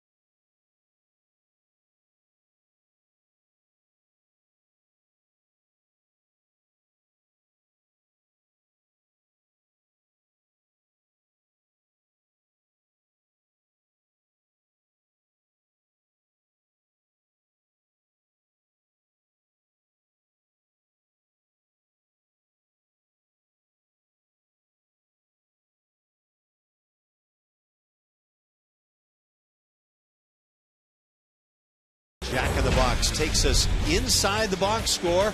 Lance McCullers left without yielding a hit today as he works it earlier in the ball game. Eventually got the pop out, and Lance with that fastball, as you could see in each one of those deliveries, pushing mid-90s, sometimes up to 97. Back earlier in the season, you can see on the far left there the velocity of the Astros staff and how it moved up when Lance McCullers in the middle spot there arrived on the scene and continues to push upward now right to the major league average as Vince Velasquez has come on the scene. So these youthful hurlers have really increased the velocity overall for the staff. Lance McCullers, a no-no through 5 today. And as he leaves with those numbers, 4 walks, 4 strikeouts, he turns it over to Tony Sipp. He's 2-3 with a 2.49 ERA and an ERA of 0 in 3 games against Seattle. Seth Smith is 0 for 2. That's ball 1. McCullers threw 90 pitches, 48 were strikes. His ERA drops to 2.00. Batting average against goes down, whip goes up. Crazy, isn't it? That tells you a guy's been pitching very well. If you give up no hits, even if you're struggling with command a bit, whip goes up. The guy's been extremely effective. Tony Sipp has had 3 days of rest since his last game at Chicago against the White Sox, June 10th. 2 balls and a strike. He gave up a homer on the first pitch he threw to catcher Giovanni Soto. He came in with the game tied 1-1 in the 7th, and he took the loss.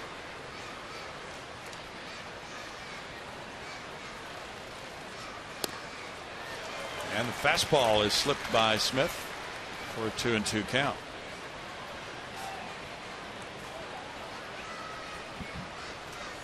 Tony was certainly one of the mainstays in this Houston bullpen last year. Now some reinforcements have arrived on the scene. And he's had some guys to share the late innings. He gets a swing and a miss and strikes out Smith. Strikeout number 5 for Astros pitching today.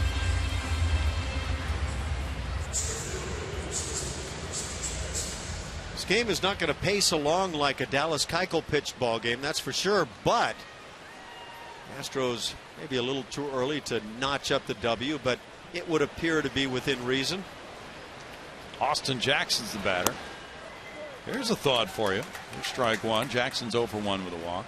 Tomorrow night's game might pace like a Dallas Keuchel game because Dallas Keuchel's pitching against Chad Bettis at 7-10. Dallas 7-2 with a 1.90 ERA, second best in the AL. 0-2. Tuesday at 1:10, it's Vince Velasquez and Chris Russin. Who are the fastest workers of pitchers in the major leagues right now? Bob Gibson. Bob Gibson. Okay, he's top of the list. He's not pitching anymore, but he's still faster than anybody. Maybe following Mark Burley and Dallas Keuchel. Well, Mark Burley and Dallas Keuchel, yes, right up there. But you're going to still put Gibby at the top. Still, you know the old saying, he pitches as if he's double parked. Love that line. Of course, Greg Maddux would enter that fray. Nobody double parks anymore, though, Ash. You get your own parking space inside the stadium. Have you been to Toronto lately?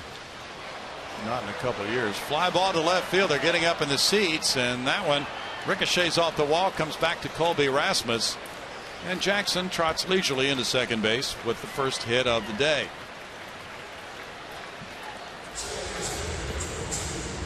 And now our pitch by pitch presented by Steel Dealers.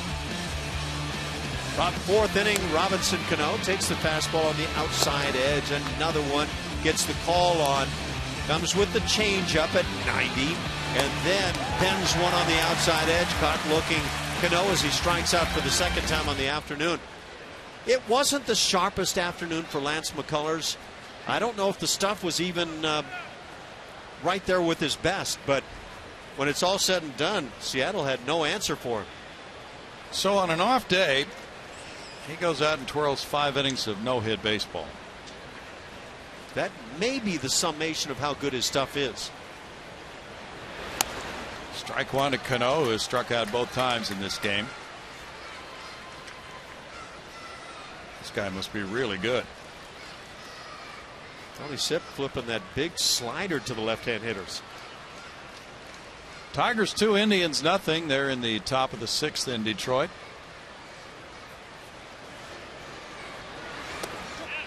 They were in a rain delay, and Alfredo Simon has come out after 5 innings.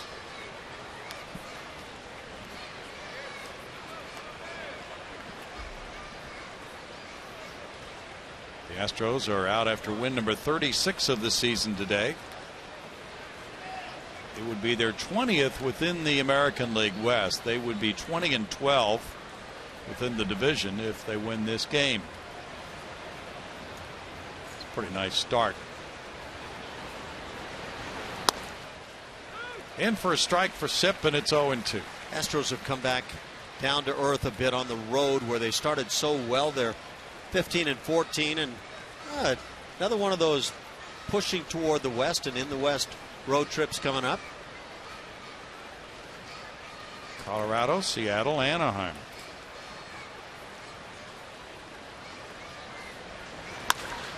Shot on the ground. Valbuena looks the runner back. Goes to Carter. 2 outs. Robinson Cano continues his struggles, though he had a nice at bat right there, hit the ball sharply, but right at Valbuena. But look at last year versus this year, 331, as he was stellar for the Mariners in his first year there. But with following this year, 8 years remaining on a very large contract, I'd imagine there's some concern right now. 282 on base, home runs, just a pair of them, RBIs way down.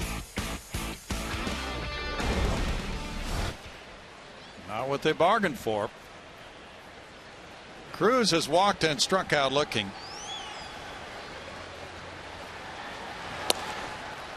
That's strike one for Tony Sipp. With that kind of a contract, the management thinking is usually, well, it has to be that big a contract to get him to sign. He's a superstar player. He'll draw people to the ballpark. We hope to win a World Series in the first 3 or 4 years of that deal, because it figures to be declining performance after that. Yeah, I think that's exactly right. And on top of that, you hope you get 6-7 years of quality work with the bat. In this case, it looks like it might be declining a little early for Robinson Cano. Might be. But what do you think of the Angels contract with Albert Pujols? Well, do you think that's been worthwhile for them? To this point, yes, it would be my answer. Initially, I thought this was going to be a disaster, as he really struggled. He had some injuries the first couple of seasons. Really didn't look good. He's not running well right now, but he's still hitting the long ball and providing them a chance to win. I think one of the best recent signings of mega millions, mega years is the Matt Holliday deal for the Cardinals. Well, they find a way to win, and Matt Holliday's been a big part of things on the DL, I believe, right now. Yes. But yeah, they are doing something right. Now, that's not to put him in the same category as the Giancarlo Stanton deals. Much younger player, Stanton. Giancarlo Stanton, to me, that was a deal that was made to make the Marlins look like they're trying to win for their fans at home, those that exist, and try to bring them out to the ballpark. Tremendous young talent. How's that working out for them? Well, they're not exactly accumulating the wins at a rapid pace. 1-2. He's leading the world, though, in homers and runs batted in, right? Really good in that regard. And he may throughout the contract.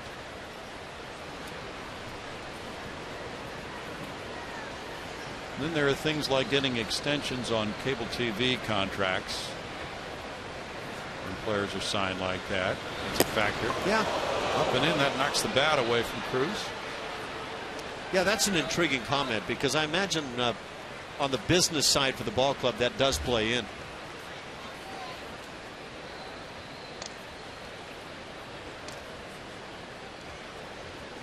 Yankees 5, Orioles 3. They're in the top of the 8th in Baltimore.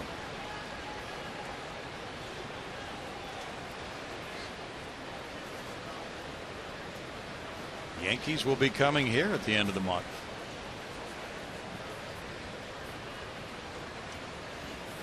Those should be well-attended games.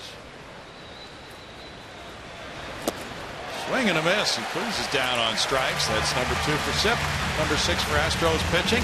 No runs, a hit, and a man left for Seattle. It's 11-0 Houston.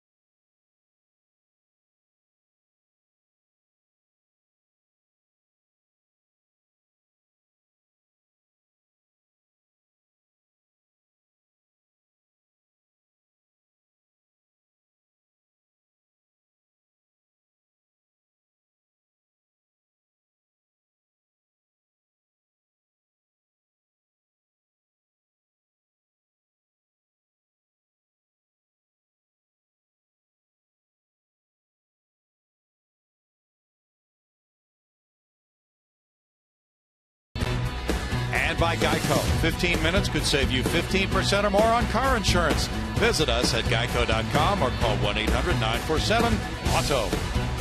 The Texas Legends Grill featuring Nolan Ryan beef right there. And a good-sized crowd on Sunday watching the Astros build a huge 11-0 lead on the Mariners. Robinson Cano has come out of the game at second base.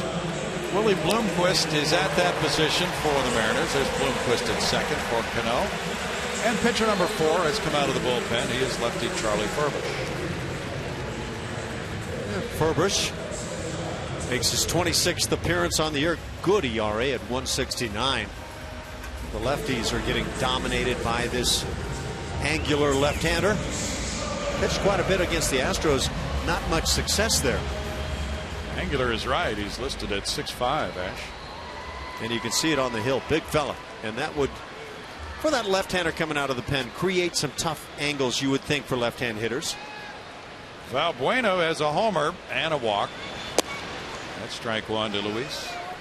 Mark Lowe in 1 inning allowed 2 hits and 1 run. He walked 2 and struck out 2.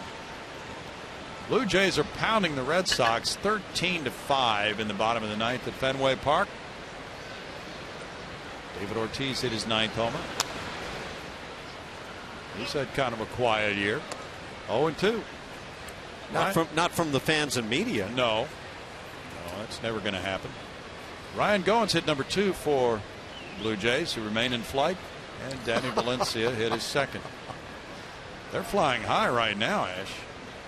Yeah, they're making a run at things, aren't they? Let's see. Serious run. See what it looks like in September. In the air to right field, Seth Smith coming in. That's 1 out for Furbush. Tampa Bay, though, for me, is the big surprise team in the AL East. At 34-29, in a dead heat with the Yankees coming into play today. And they're doing it without Joe Madden. They're doing it without Joe Madden. But they still have Jim Hickey. They do that. Their pitching coach, and done a nice job for a long time. Former Astros pitching coach. And I thought Hick might wind up in the broadcast booth at some point. He could. Marwin Gonzalez had a bases loaded walk. He's 0 for 2. That's ball 1.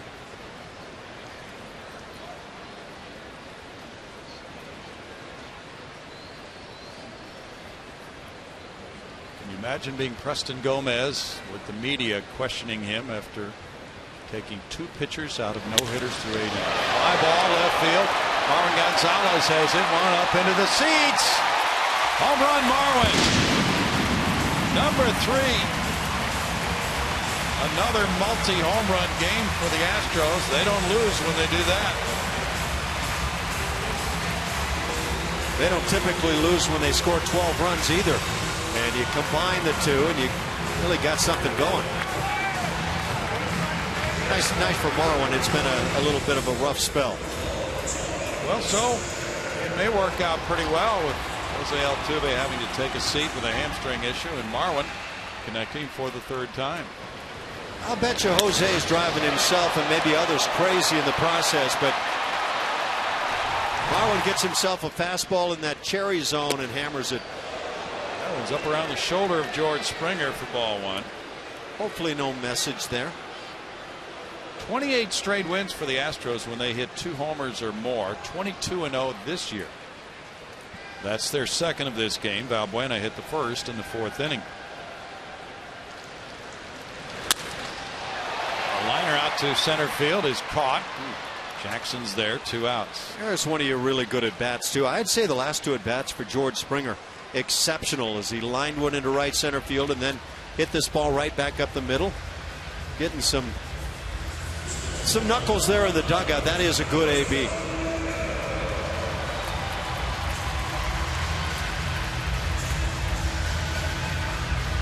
Carlos Correa is 1 for 4. He singled to start the 4th inning rally. The Astros got 5 in that inning.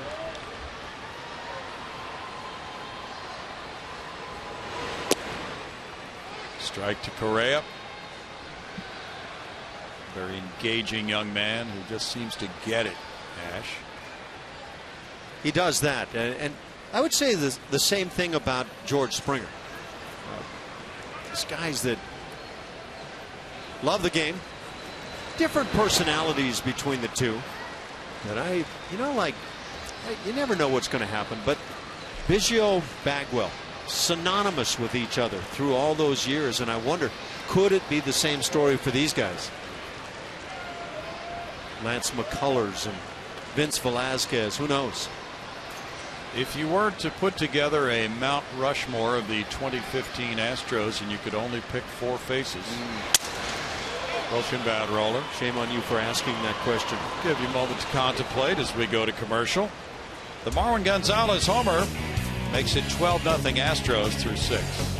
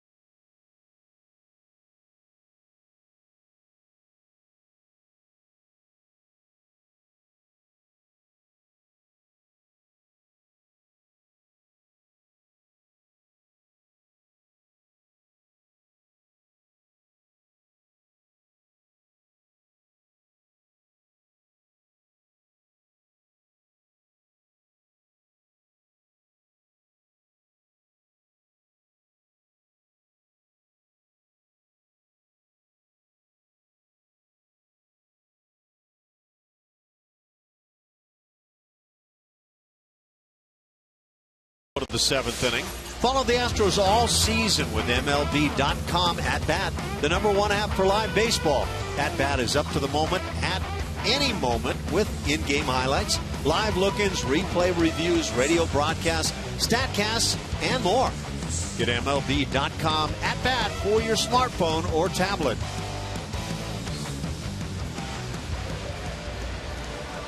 Preston Tucker checks in. He's the left fielder now. George Springer has come out of the game. Colby Rasmus has moved from left field to right. George had a hit and a walk and scored 2 runs. With the score 12-0, he gets a few innings off, and Joe Thatcher comes in. He's pitcher number 3. He's 1-1 with a 2.13 ERA. And he's on a nice little string of shutout appearances, 8 of them. But he's saying 8 is not enough. No, 8 is never enough. Kyle Seager's the batter. He's 0 for 2. 1 hit through 6 innings for the Seattle Mariners. This might be number 2. It is, because the shift was on and he slapped it to the left of Valbuena. Seager's 1 for 3.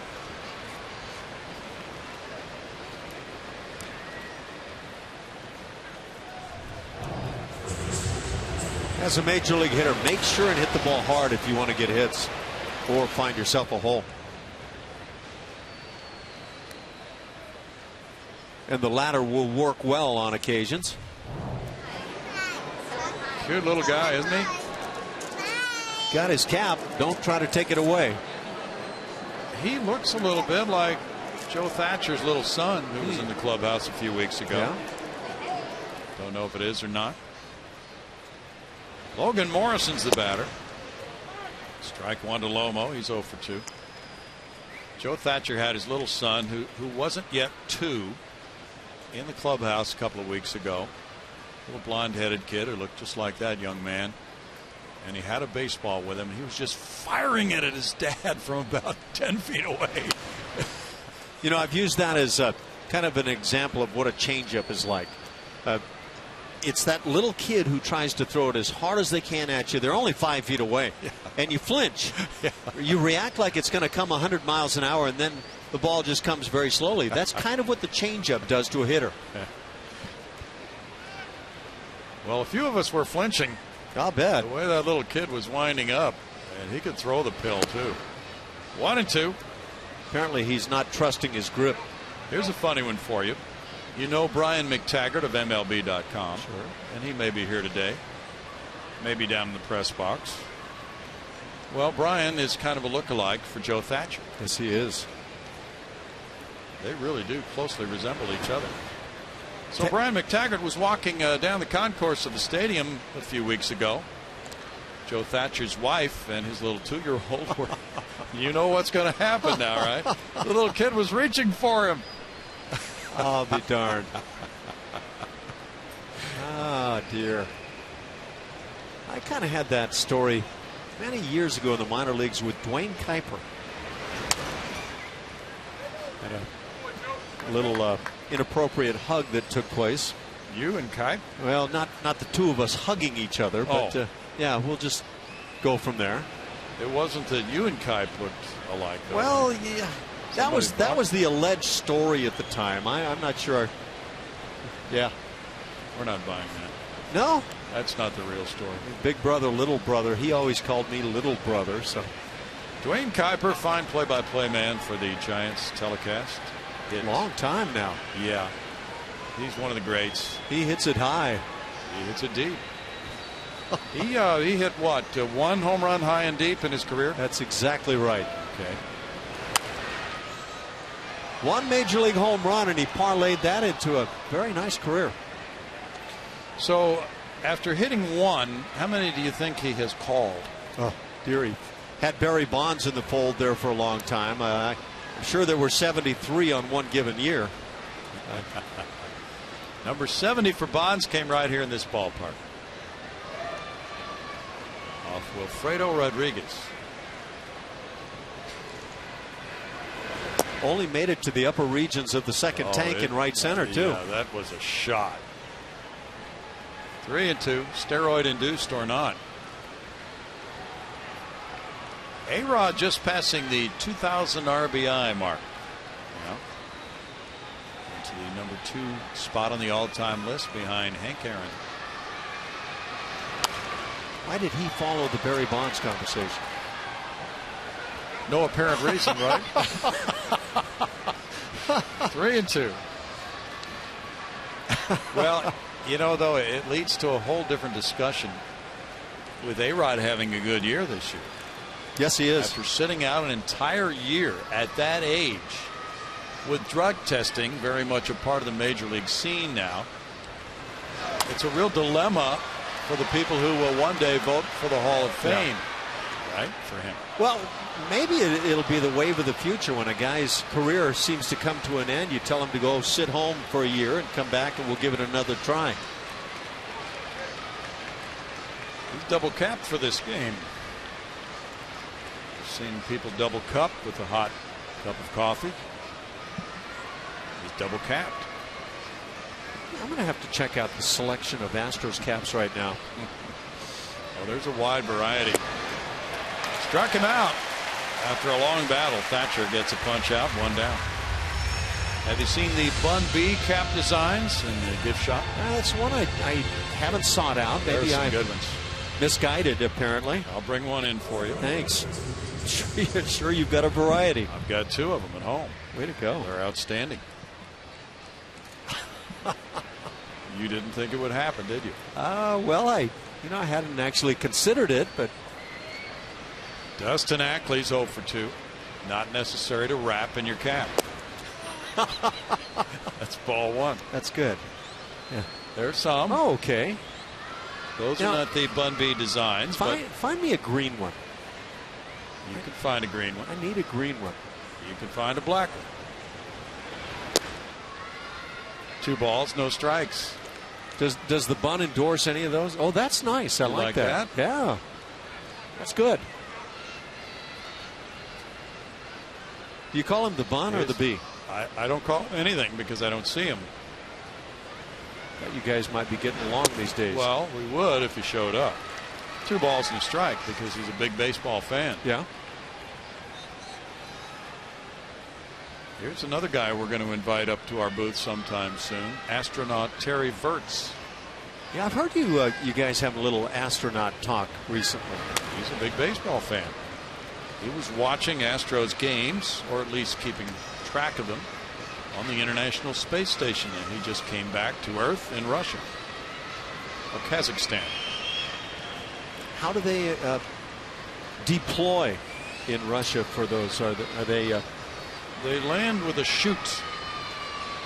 Yeah, you kind of get the bouncy landing, right? Yeah, it's a bouncy one. Little roller to Thatcher. Thatcher throws wide. There's the stretch. What a play by Marlon Gonzalez.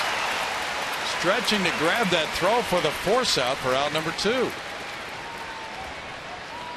Really is a nice play by Marwin. Joe Thatcher, his delivery doesn't really provide the greatest opportunity for quick release. And he also comes up with that good sinker down and away. Good thing that Marwin knew what was coming. Well, he throws to the bases the same way he pitches. Yeah, that's exactly right. I mean, you can't tell the difference in the delivery. Look at this. Wind it up, step to the crossover side. And see, Marwin called the pitch, and so he knew what was coming. That was a heck of a play by Marwin. 2 outs, and it's Brad Miller. He's walked twice. At strike 1. Pirates beat the Phillies in the 11th, 1-0. And Jonathan Papelbon the loss. Cole Hamels started that game, 7 shutout innings, 1 walk, 12 strikeouts. Rasmus gets back in right field. And in the 7th inning, it's no runs, a hit, and a man left. We'll keep it right here for the singing of God Bless America. With the score, the Astros are all over the Seattle Mariners, and they have run it up big. 12-0. Tradition here at Minute Maid Park, where we pause, not only to honor our great nation, but to honor and salute those who defend our freedoms around the world each and every day, some of whom join us this afternoon on the field. We invite you to join us now and National Guard Private First Class Raven Hearn as we honor America with the singing of God Bless America. God bless America, land that I love. Stand beside her and guide her through the night with the light from above, from the mountains to the prairie, to the ocean, white would foam. God bless America, my home, sweet home.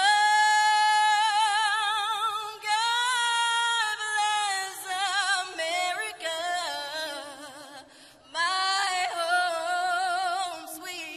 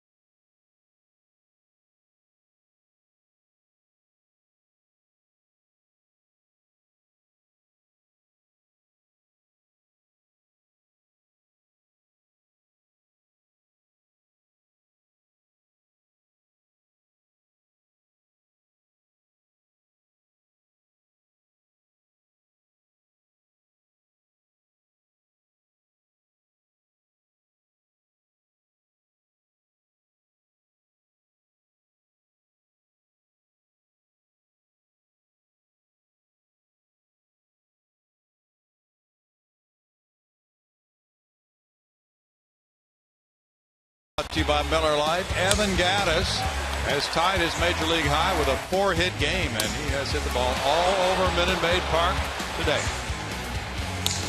The only thing that would amaze me is if you told me he did it with the same bat all day long after that early AB that blew up the stick. Yeah, good for Evan. He's hit a lot of line drives for outs over the course of the season. Now a shot to get 5 knocks in a game. The former closer for the Mariners is in, Fernando Rodney. He's 14 for 17 in saves. Has a high ERA of 6.75 in 26 games while going 2-3, tied for first in blown saves. And he's been moved out of that closer role, but has a chance to reclaim it. He will not be dipping into his quiver today. He normally shoots that imaginary arrow in the sky after he gets a save. Gattis is 4 for 4. The artist formerly known as closer, huh? Yeah. Roller to shortstop, charged by Brad Miller. One pitch, one out for Rodney. Wow, have we had a one pitch out? Probably not. That's good. That's a thought, though. You're right in this game, Ash, as always. I'm hanging with you, trying to. That's first. Charlie Furbish in one inning, allowed 1 hit, 1 run with no walks, no strikeouts. Chris Carter is 0 for 2. He was hit by a pitch and he walked.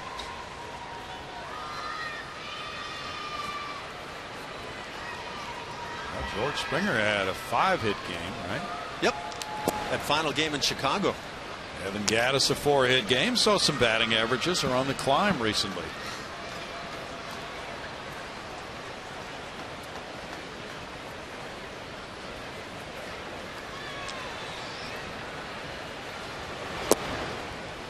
Carter takes it, and it's 2-0 in that Pittsburgh Philadelphia game. They 1-0 win in the 11th inning. Josh Harrison knocked in the game winner. A.J. Burnett, we talked about him earlier, went toe-to-toe with Cole Hamels. 9 shutout innings for Burnett. Jonathan Papelbon got the loss. He has been involved in trade rumors just about all season long. 2 balls and a strike. Phillies have some players they can unload. Hamels certainly at the forefront. And that will be the watch around their ball club up to trade deadline. See if they do that. But Hamels has several no trade teams apparently listed in his contract. 3-1. There have been rumors, speculation that he would want the option year on his contract picked up in return for considering a trade to several of those teams on the list, which would run through 2019 from what we've read. And that is a whole lot of money on the line for anybody who would pick up a Cole Hamels. Evidently the Phillies have made it abundantly clear they would be willing to take care of some of that money. I'll take care of some if anybody needs help. Carter draws a 1-out walk. Our Mako big hit of the game, Colby Rasmus back in the first inning had one of those at bats that may have been forgotten by now, but a 2-run producing gapper into right center field as Evan Gattis comes in for the second of those runs. And that kind of got the hit parade started today. 12 hits, 12 runs. Very nice day offensively.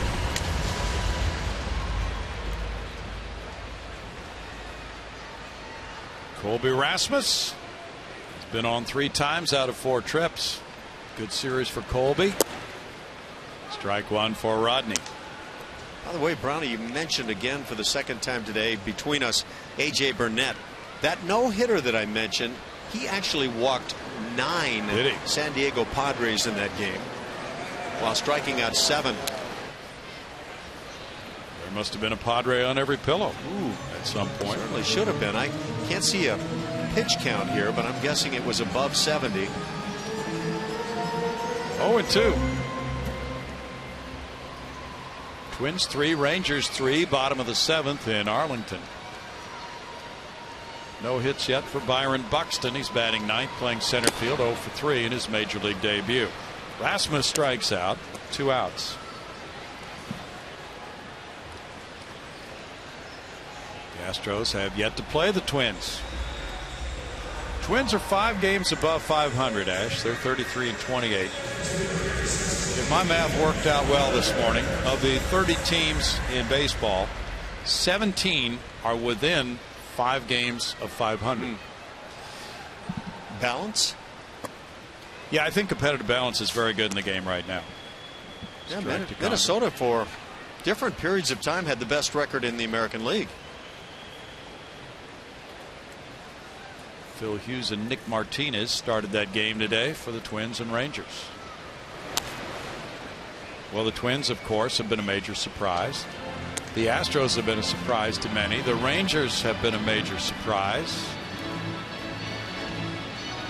Just checking around the other teams that are lingering. The Cubs have been a surprise to some. Burnett threw 129 pitches, by the way, in that game. That's not as high as I would have guessed with 9 walks. True. That leads to how many double plays behind him. Yeah. Roll to second. Bloomquist going over to Morrison to get Hank Conger. And in the 7th inning, it's no runs, no hits, and a man left. It's 12-0 Houston.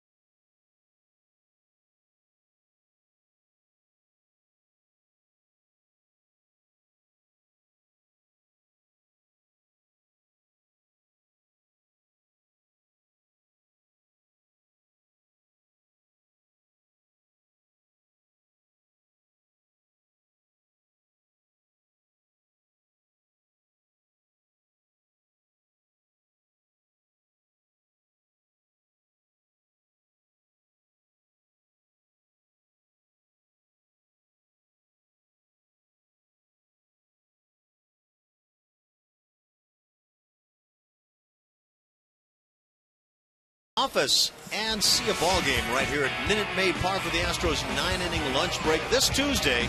That's 9-inning lunch break.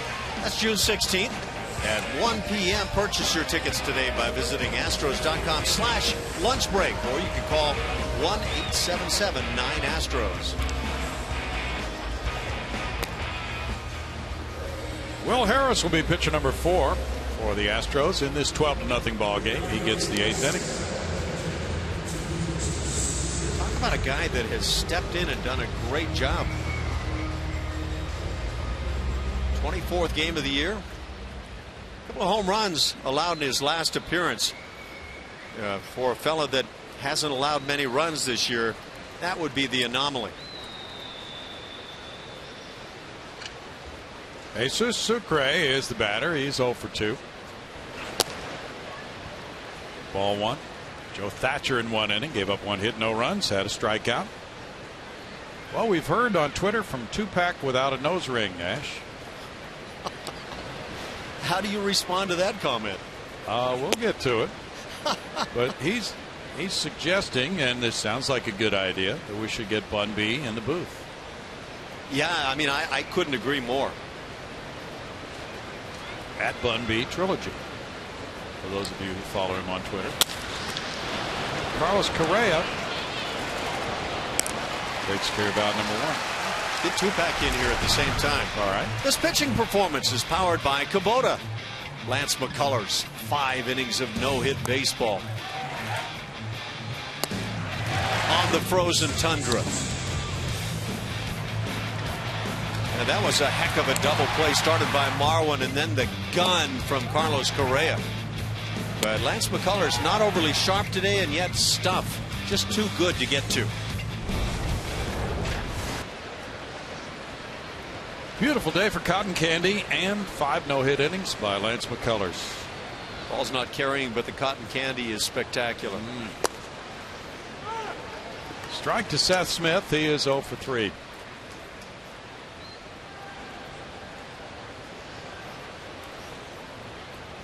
Can I leave for just a little while? No, you're not allowed to. You're getting paid big bucks, and you have to stay here. 1 and 2. Amy Graham has been on Twitter about her son's first Astros game today. She's here with Coach Graham with an infant, enjoying the day. Special day in the Graham family.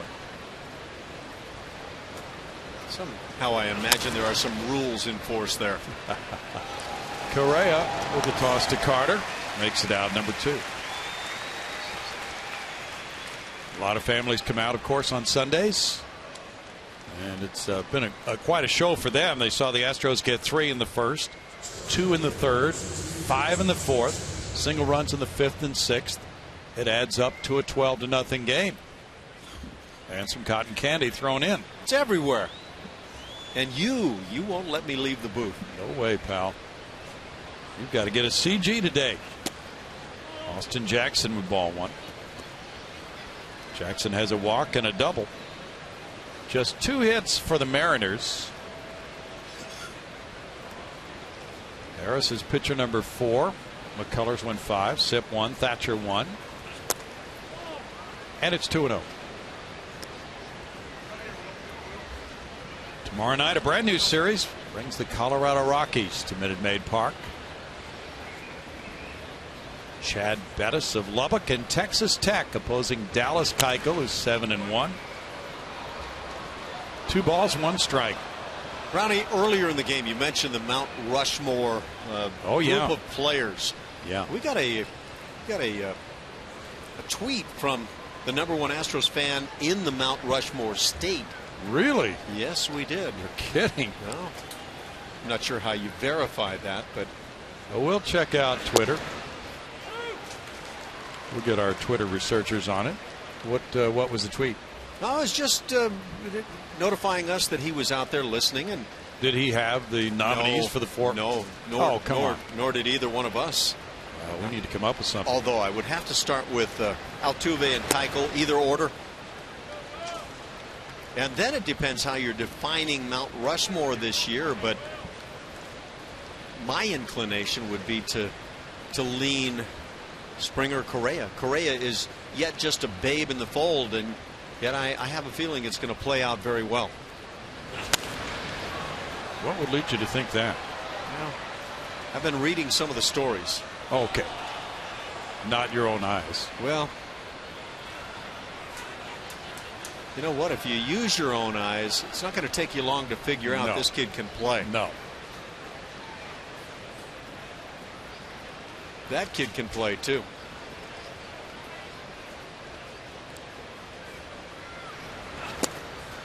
Swing and a miss and a strikeout ends it. A 1-2-3 8th for Will Harris.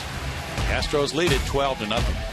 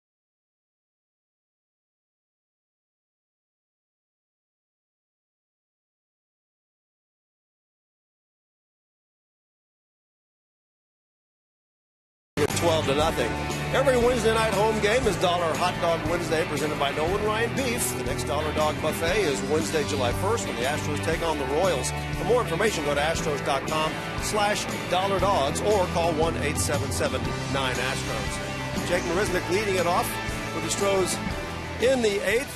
We were talking to A.J. Hinch before the game today about Marisnick. I asked him if he was concerned at all about Jake after he had gotten off to such a great start, where his head was. And A.J. said he's like every other young player. He's going to have moments where he's great and he thinks he owns the game, and then he's going to have moments where the game brings him back down to earth. And that's kind of what Jake has been going through. So it's good to see him today get that ground rule double and the RBI. Seems to be coming out of it bit by bit. But as Hinch said, if you had told him when the team broke spring training that Marisnick was going to hit 250 or so and play a great defensive center field, he would have taken that, guys. Oh, yeah. He covers everything from here to Baghdad. Carson Smith is 1-2 with 2 saves and a 1.38 ERA, Ash. Yeah, I agree. From here to Baghdad, huh? Yeah. Marisnick had the RBI double that Bart talked about. He's 1 for 4. Ball one. Between him and Gary Maddox, you got the earth covered, huh?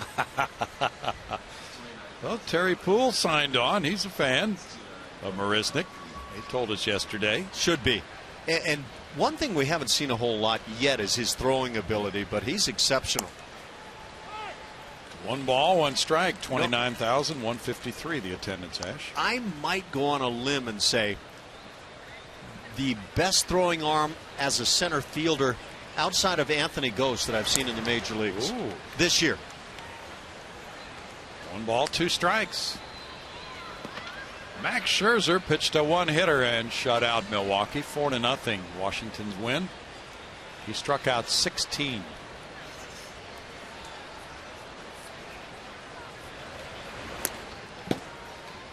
Two balls and 2 strikes.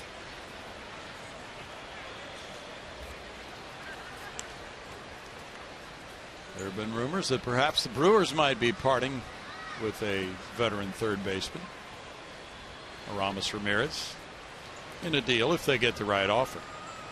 He's already said he's retiring after this year. Yeah, he has. Struck him out looking, 1 out.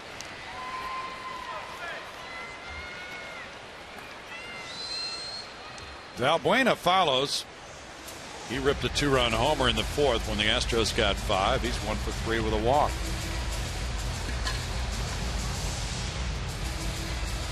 Colorado down Miami 4-1 in Miami. The Rockies are headed to Houston now. They'll be coming in with a record of 28-34. Jorge De La Rosa won that game for them, and John Axford got his 12th save. Valbuena takes ball 1. Tulowitzki's hitting .304. Ash. He's that oft injured, very talented player that's starting to add some years now. 1-1. Of course, the Astros don't need a shortstop, you wouldn't think, for the foreseeable lengthy future.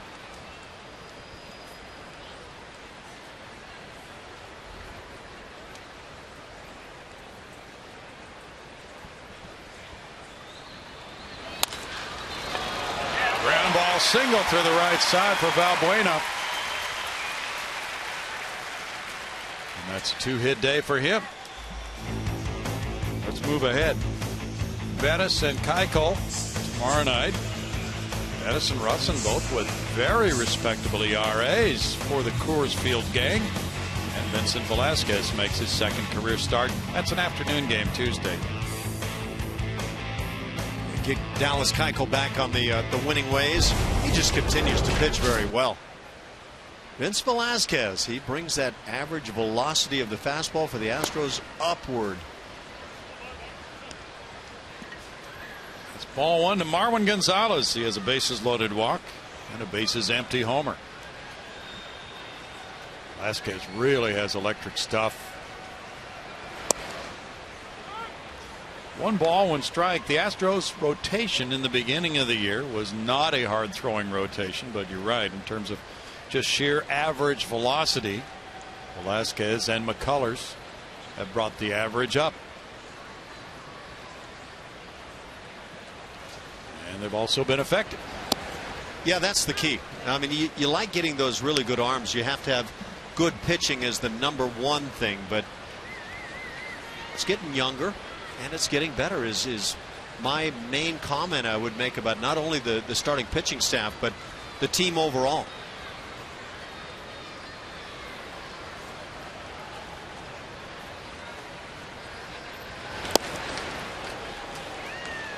That's a strikeout for Marwin, and it's out number 2.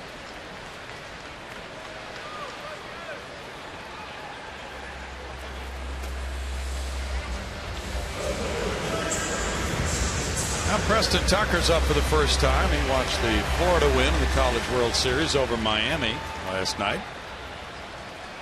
At 2:53, the University of Florida product has 2 homers, 9 runs batted in.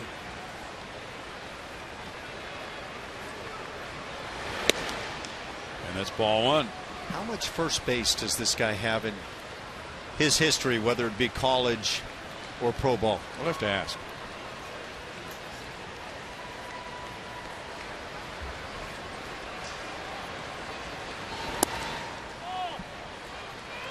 (2-0) to Tucker.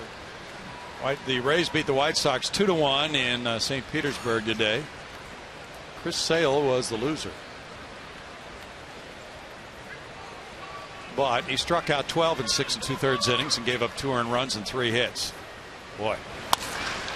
Fly ball left field, back. Ackley out of room at the wall, and up off the wall. It is a hit for extra bases. Valbuena in to score to make it 13-0 on an RBI double by Tucker. Ackley tried to climb the wall, couldn't make the catch. Tucker's in with a 2-base hit. Preston Tucker continues to show genuine pop going to left field. He's hit some balls that would easily have gotten out of this ballpark. This was more kind of the pop fly the other way that still found enough distance.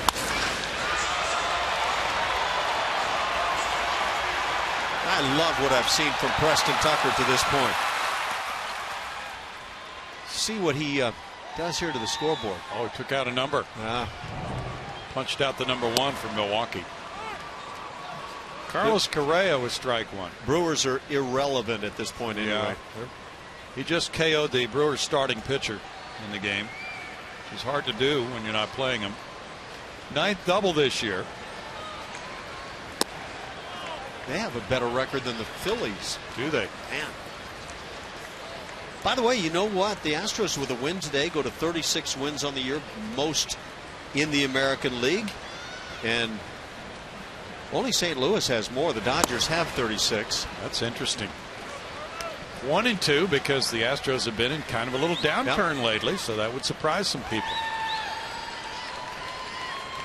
Well, their winning percentage was .556 before this game.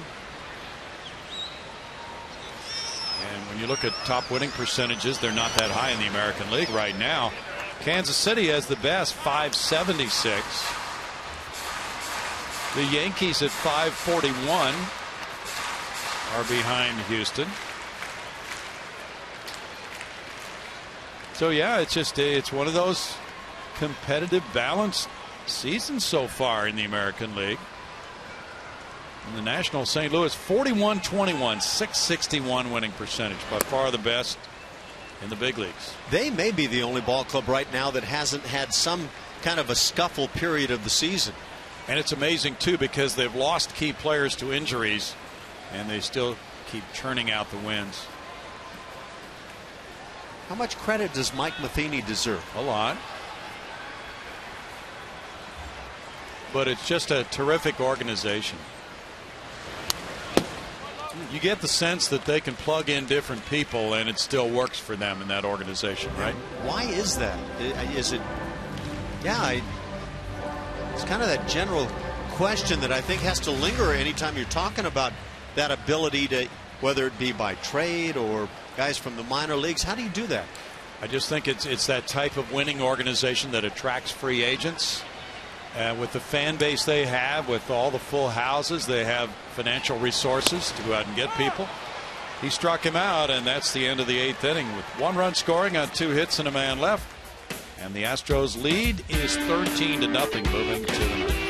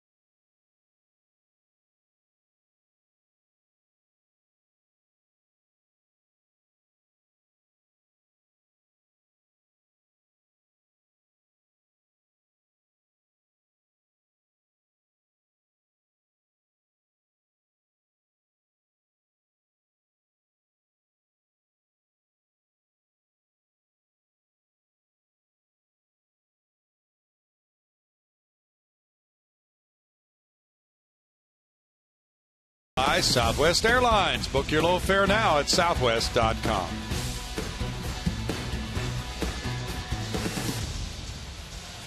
$13-0. There's the line score for the Astros and the Mariners. We go to the 9th inning now, and Josh Fields is in to be pitcher number 5 for Houston. Well, there's going to be some pure petro here in the 9th inning.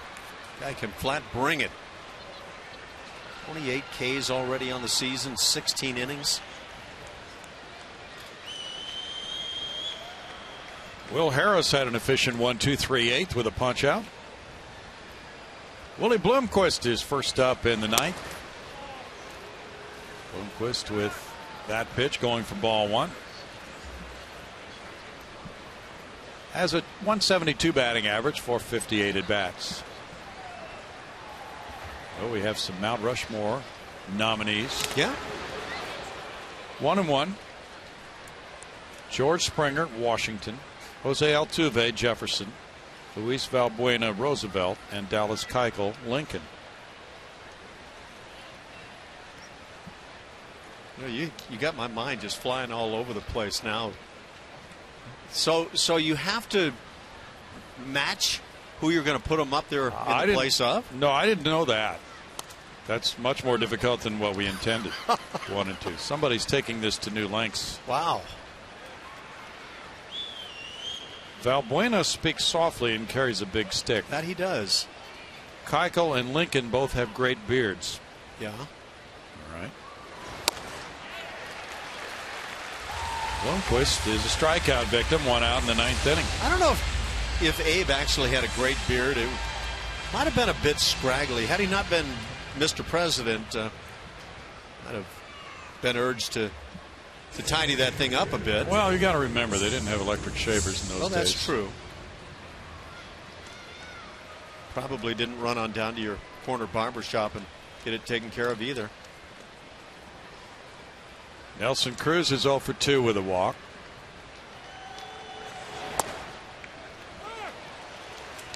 Strike 1 to Cruz.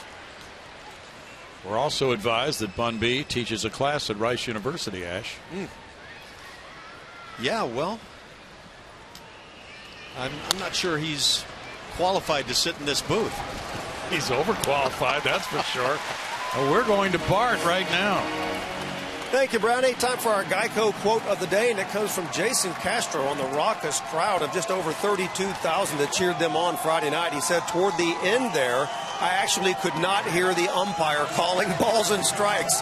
Those are the kind of problems the players like to have. You look at the 3-day attendance, guys, just over 32,000 Friday, 36,700 Saturday, 29,153 today. They're just under 100,000 for the 3-game weekend series. That's the best 3-game stretch of attendance all year long, best weekend attendance all year long. So this team's playing a good brand of baseball, and the fans are taking note, guys. There's ball 1 to Kyle Seager. Seager's 1 for 3. They're watching a first-place club with a 1.5 lead on Texas. Texas currently tied 3-3 with Minnesota after 7 in Arlington. Strike 1-1, and a lot of people have really enjoyed the opportunities they've had to see baseball here in the early portion of the season. Now more and more are coming out in person. Now Bart was a part of all 3 games. Did you notice there's a correlation there with big crowds and Bart being on hand? What are you saying about Julia? Well, Julia probably gets nice way to put me on the hot spot. Come on back, Julia. Yeah, she'll be here tomorrow. She'll be here. Yeah, I think she's back in. Okay. Hope she enjoyed the days off. They've seen 13 runs on 14 Houston hits. They saw 5 no-hit innings from starter Lance McCullers Jr. He would go to 3-1 with an ERA of 2.00. Big day for Evan Gattis with 4 hits. Home runs by Valbuena and Gonzalez.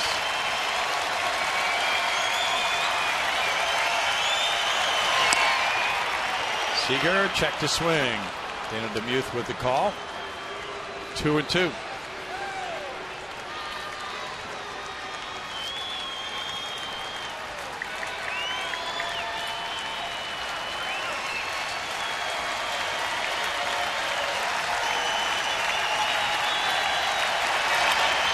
Foul back. Those Correa shirts are selling like hotcakes, aren't they? Seems to be the hot item right now, and maybe for a long time to come.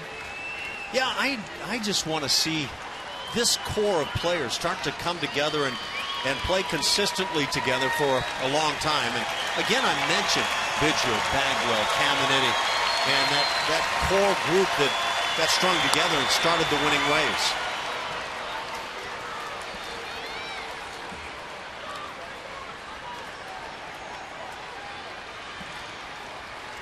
This would be the Astros' 5th win by shutout this season.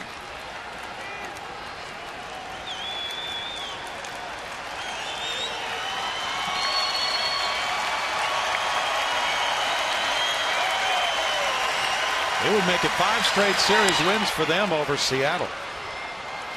3 balls, 2 strikes. Doesn't hurt your cause a bit in the West, does it? No.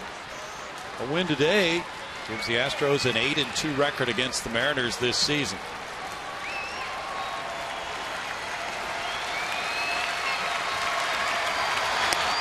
Ball 4 and Seager's aboard. Logan Morrison coming up. Walk number 5 for Astros pitching today. Astros are second in the league in fewest walks by a pitching staff. Morrison's 0 for 3. Yankees beat the Orioles 5-3 in Baltimore.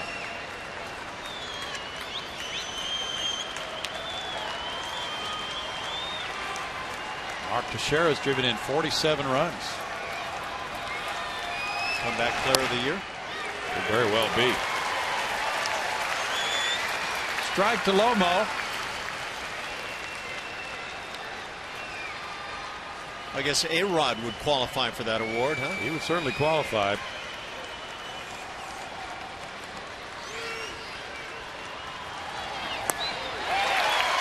Oh, 2 now. It's a pitch we haven't seen a lot from Josh Fields this year. That changeup, he's got a dandy.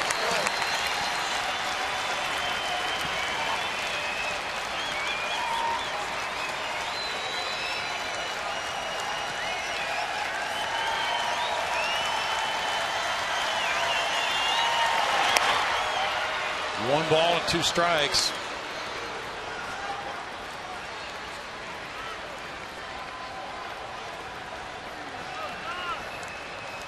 The Astros now have hit 17 homers in their last 6 games against Seattle.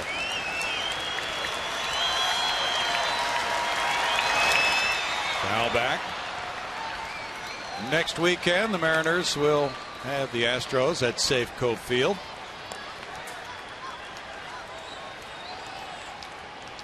While the U.S. Open golf goes on in Seattle.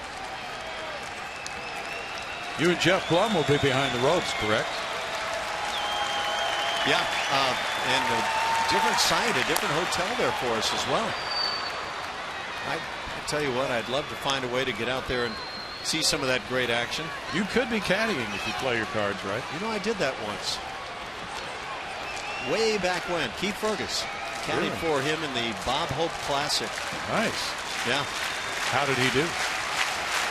Well, he had a great first game. I read a putt for him a couple of balls out. He said he completely agreed. 25 feet, made the putt, and told me it was the other side he was reading. Struck him out to end it. Josh Fields preserves the shutout for the Astros. A combined shutout for 5 pitchers. McCullers, Sip, Thatcher, Harrison, Fields. And they are back with plenty of offense early in this game. 13-0 the final. The Astros take 2 of 3 this weekend from Seattle. They're 36-28.